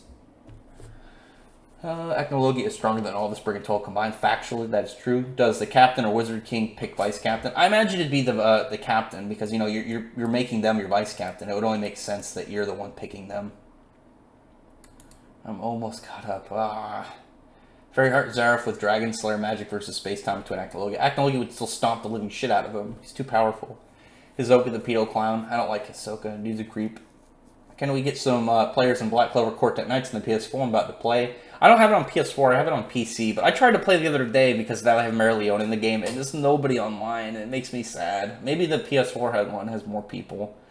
Do you think that it's kind of crazy that even though that Irene gets some of them easier, turned into a dragon that hands the entire country, August is still, and Zeref is still stronger? Oh, we saw that, that moment I think is the perfect way of any time anyone I've ever seen trying, like, oh, Zeref's only stronger than Irene because he was an immortal. If you go back to that scene when they first met, she mentions how she was unable to alter her form for centuries. She couldn't figure out it was beyond her. But Zeref almost instantly figured it out. He's just a prodigy of magic, and it was child's play to him. He, in base, casually, is more powerful than Dragon Irene. So, that you got to keep that in mind, how strong Zeref is. That was, I think, a really good moment for how strong he is. Just the level of display for Zeref. I wasn't going to Mikoto. Mikoto's Mikoto. She's pretty much a human cat with a space-rending sword and a moral indestructible god upon command. Her character itself wasn't that annoying. It's the fact that she just kept screwing everything else up and getting in people's way. That I don't see, like, in realistic sense, a lot of people like tolerating her in a lot of ways. I don't know. So what got you into Fairy Tail and what did you like most about it when you first started? Legitimately, the thing that I first got me to Fairy Tail is I was just browsing through series and I saw Natsu. I think it was Natsu having fire as his power, and I was like, damn, that's really cool. I want to check that out. And I got into it, and since then I've been following the series. Cat, would you get off the keyboard, you goofy ass? Lay down, you silly ass cat. I'm almost done with the stream. Just lay there. Let me almost start. For One Piece fans, as long as a character just has rumors, then they will get hyped. That's why Judge was top 5. Oh my god, Judge, that dude is a fucking retarded joke. Yeah, pretty much. Stupid allergies. Yeah, it's a little bit, transitioning into summer. I'll just be a little bit stuffed-nosed for a little bit. Then Eclipse 1 Artemis would be a lethal combination, able to attack anyone and make illusions and force fields, and Eclipse 1 Artemis would be able to snipe them from with Golden Lightning. Depends on what series. I mean, if it was in Fairy Tail, we'll just get Ethereon. Macro Sacrifice is one of the most hated moments in Fairy Tail, if not my most. It wasn't the sacrifice, it's the fact that he came back afterwards, and I understand Hiromashima's logic. He had 2 immortals cheat God and somehow kill each other in the process. And he thought something, weird with, like, death and living had to happen from that. I understand his logic. I didn't like what he did with it. If in the future, something in the story is relevant to the fact that Makarov came back from the dead, then I'll be fine with it, because it was something he did for something later. If it literally just Makarov is just there and nothing comes of it, then yeah, I'll stay with not really liking that whole part. Have they started Pandora Hearts? Not yet. Not yet. I gotta finish 20th Century Boys. Rex, you think Animus is human form? Fairy Tale looks like Joffrey. I already answered that. Oh, hey, what's going on? Oh, is it Quartet Knight's dead on PS4 too? That sucks. What's up, Elric? Well, I'm about to end the stream in a couple minutes. What if Yami chooses Asta as vice captain? I don't know. Maybe. I mean, it'd be a good position for Asta to move up as vice captain. But then it's like, if whoever Yami's vice captain is comes back and becomes a captain, then Asta's perfect to come or vice captain. If it's not, like, I think the other best choices would be either Zora or Vanessa would also be good choices. But we'll see. There's a lot of mystery in this arc. I do want to do a video soon on the squads after, following this arc, but I want to see the climax of this arc beforehand, because I want to talk about, depending on what exactly we get in relation to the status of the people that are possessed by elves. That's definitely kind of I'm very curious about. Do you think Guts is the best protagonist in manga and anime? I mean, he's one of my favorites. My favorites are, top 5 are probably Natsu, Guts, Yugi / Atem. I use them as kind of like a joint spot. Zatch from Zatch Bell, and Jaden from Yu-Gi-Oh! GX. I really like Series 1 and 2 for Yu-Gi-Oh! Those are definitely my favorite too. Yeah, those are probably my favorite. Guts is probably the most human feeling, because like how much his character has been fleshed out and built over so long. What's your favorite single fairy tale chapter? I'm torn between 537 and 436. I really like when they beat Margear. Because even though I really love Margear, I like this as a really cool. You get to see Natsu finally achieve true dragon force. Give Margear the hands. Margear wasn't actually defeated there. He still took a lot of damage, but he still was up in the fight. Natsu actually used that as a setup for Gray. Gray is the one that finished him off. I thought that's probably my favorite chapter. Just off the top of my head. There's definitely, I'd have to make a list of my favorite moments. That chapter is definitely for sure within the favorite moments. But if I just had to pick without thinking, I'd say that chapter was just really good, especially because Tartarus is my favorite fairy tale arc so far. This most recent arc definitely is up there too. I really like the I guess what would we call it, the Water Dragon God arc, the Elmina arc maybe. I thought that was really good. I really liked it. Do you think E&D is the strongest character, or someone else aside from the Dragon Gods? I think that Ankh Saram will be the strongest if he ever shows up, but E&D otherwise is probably the strongest. I'd bet money on. Well, now because this, the form we saw, I think I'm just going to call it Aetherius Dragon Force instead of calling it, anything else. I don't remember what I called it beforehand, if I gave it a name, but I think Aetherius Dragon Force is the best name for it.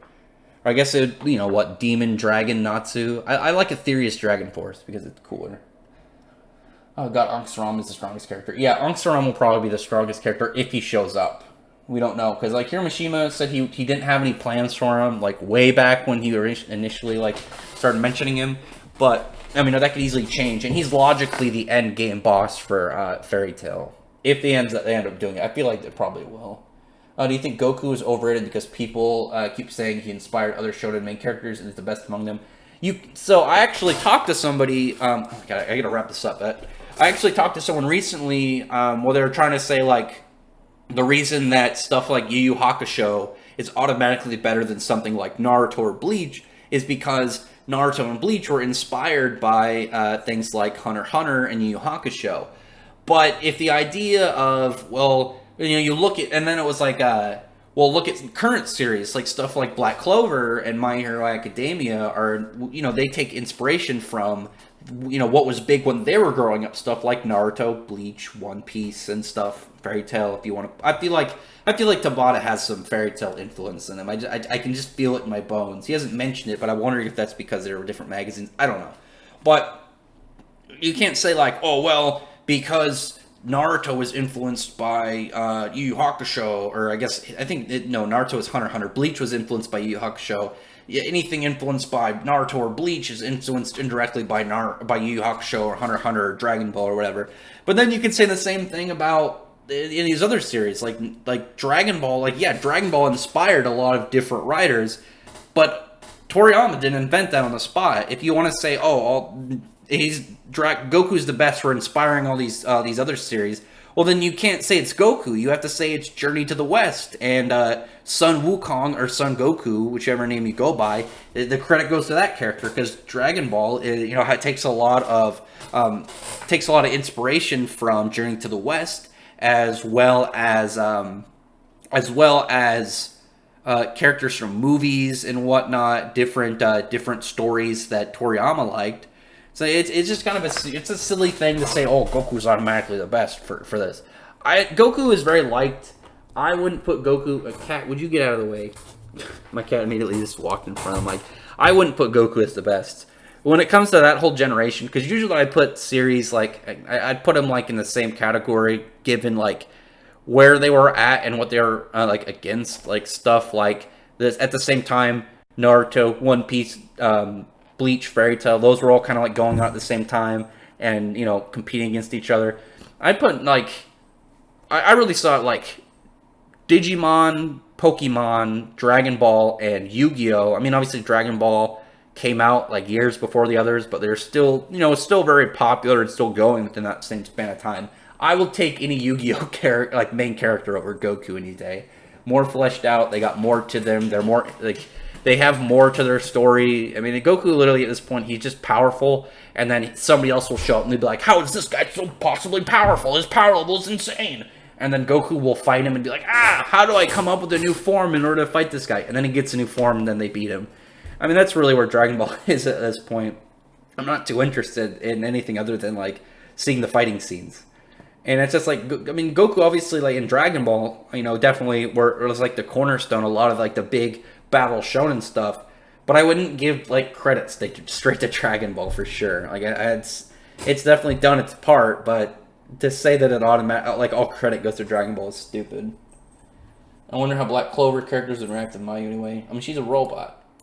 Goku is far from the best. Yeah, I don't like Goku. Yugi's my boy. I'll take Yugi over Goku any day.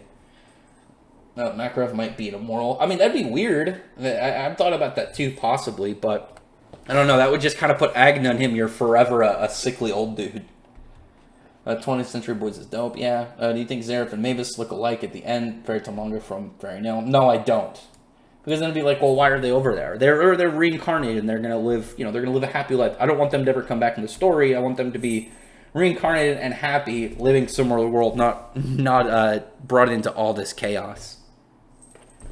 Started showing outline soon. Oh, really? This is pretty cool. Oh my god, where was I? Almost lost my spot. There's an article where Kishimoto said that Samurai 8 thinks is a minimum of 10 volumes. What do you think? Well, that's what a lot of the guys say, that they're not going to make them that long, and then they blow up, and then they end up super long. I mean, it depends. Maybe he's got the whole story planned out, and he doesn't want to go anything beyond that. I mean, he's already pretty rich, so it's not like he needs it for money. Also, I missed the part where you answered my question. Oh, what was? Did I miss it? I don't know. Where was it? That's what Fairy Tail was supposed to be. Yeah, it was supposed to be 10 volumes. Oh, I'm almost there. I'm almost caught up. Cat, would you stop? Kendor, go lay down. What series? Yeah, what series Star Pro? He's going to want to overstay his welcome, welcome like Oda. I mean, yeah, pretty much. That Oda keeps going and going because they just became do more time. We need more money. Time to be disappointed by Game of Thrones. I mean, yeah, I want to end it soon because I want to go watch the episode. And there are moments in the last arc that upset me, but Fairy Tail holds a special place in my heart, and I watched the anime many times from start to finish. It's unbelievable. Yeah, I really love the story. There were definitely only really some parts in the end of the arc that I would really complain about, but I still liked Alvarez overall as an arc a lot. I mean, the only thing that I could really that really got me was the Acnologia's fight was so short, but I'm hoping the anime extends that out, because again, I feel like it was rushed on purpose. I think there was some stuff behind the scenes. And maybe the anime will give more to it. Yu Hakusho is tripe. I mean, Yu Hakusho is overhyped as fuck. It's good, but it's so overhyped. I don't want my character to be an idiot like Goku. Yeah, I don't like the whole really dumb main character trope. It depends on how it's handled. Goku's too dumb. He feels like a prototype more than the finished story. They also knew when to end. Naruto Bleach did not. I mean, Bleach was supposed to end with Aizen, but they wanted Kubo to keep going. Cat, would you go lay down, Gendor? Stop. He really wants to play right now. I'll play with you in a minute. Let me finish. Jaden from Yu-Gi-Oh! Kind of feels like Goku. I mean, yeah, but the thing about Jaden is the thing about Jaden that made him really different is that whole first arc, he didn't believe in all the magic and stuff. He's just like, Shadow Realm, magic, artifacts, that's all bullshit. I don't believe that. I just want to duel and go to school. Not even go to school. I want to be here at school, but I don't want to do work, and I just want to duel. I mean, he had that kind of, like, likable dope to him, but it's not the same level as Goku. Maybe, like, Dragon Ball, like, Part 1 Goku. Not, like, you know, adult Goku. The issue is Goku himself isn't a bad character. He's just overhyped. One Piece would be like, Oda said One Piece would be 5 years old. Yeah, it's probably what he was planning. I mean, Jesus. Just kept getting bigger and bigger. Dragon Ball didn't invent anything, Fist of the North, what was that? HNK, was it Fist of the North Star? And they were doing the shonen stuff way before. Yeah. Power of Friendship is not bad, it's just overused in Fairy Tail and others. Well, it depends on how they do it, because we know how it works in Fairy Tail. It's very emotion-based, and, you know, it's something going on with one of your buddies. It's going to rile you up. I mean, a lot of the times it's like adrenaline. It just depends on exactly the scene. Again, I'm going to go over some scenes soon in the videos, and we're going to talk about it. Hold on a second. Hold on a second.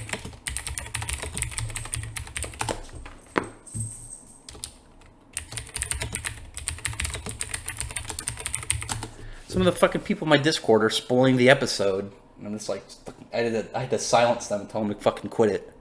I'm a few minutes behind, so I'll get to that in a second. I'm gonna have to close my Discord down and not respond to them. Let me minimize my fucking Discord page really quick before I get these last couple questions. Oh, the Animus question? I thought I answered the Animus. Oh yeah, I did answer. I answered that way earlier in there. I mean, it kind of looks like Joffrey, but I mean, not really. I mean, I could kind of see some of the resemblance, but at the same time, it technically wasn't him, but it sort of was. When I read the back to Amalgam fight, it feels like chunks were off screen, especially right when Natsu got dragged. So yeah, I mean that's the problem. It was too short. Jaden really got a great amount of character development. Yeah, I really like Jaden. He's one of my boys. How do you feel about Yu-Gi-Oh! Zexal? A lot of people didn't like it. It's the beginning people didn't like because it was too childish and like silly, and you just came out of fucking 5Ds, which 5Ds was way more serious toned. I think that's where Arc 5 got it better. It got kind of a good blend. My Pokemon with Digimon and add a sci-fi while Modern Fantasy, and what do you get? Pokemon with Digimon add a sci-fi. I mean, that's what you pretty much get with fucking Yu-Gi-Oh! Zexal. But anyway, I'm going to end the stream. Good to have you guys out. I need to get to this Game of Thrones episode before people spoil more stuff for me. So I hope you guys have a good rest of your weekend. Which Yu-Gi-Oh! Series had a better start? I think Original had the best start. I really like Original Yu-Gi-Oh! Original is still my favorite. I think it had the best duels and a lot of the best parts. Showed a mix between Dragon Ball Pokemon, so they had a whole special place in my heart favorite the first time I watched. Well, that's good. Hope it goes well for you. Okay, anyway. I gotta end the stream. I want to go watch this. Alright, so yeah, see you guys later. Talk to you guys next week. We'll probably go longer next week because next week I won't have, I won't be held back by the episode of Game of Thrones since it'll be over. Other than that, see you guys later. I hope you guys have a good weekend, the rest of your weekend, and a good week. See ya. Bye.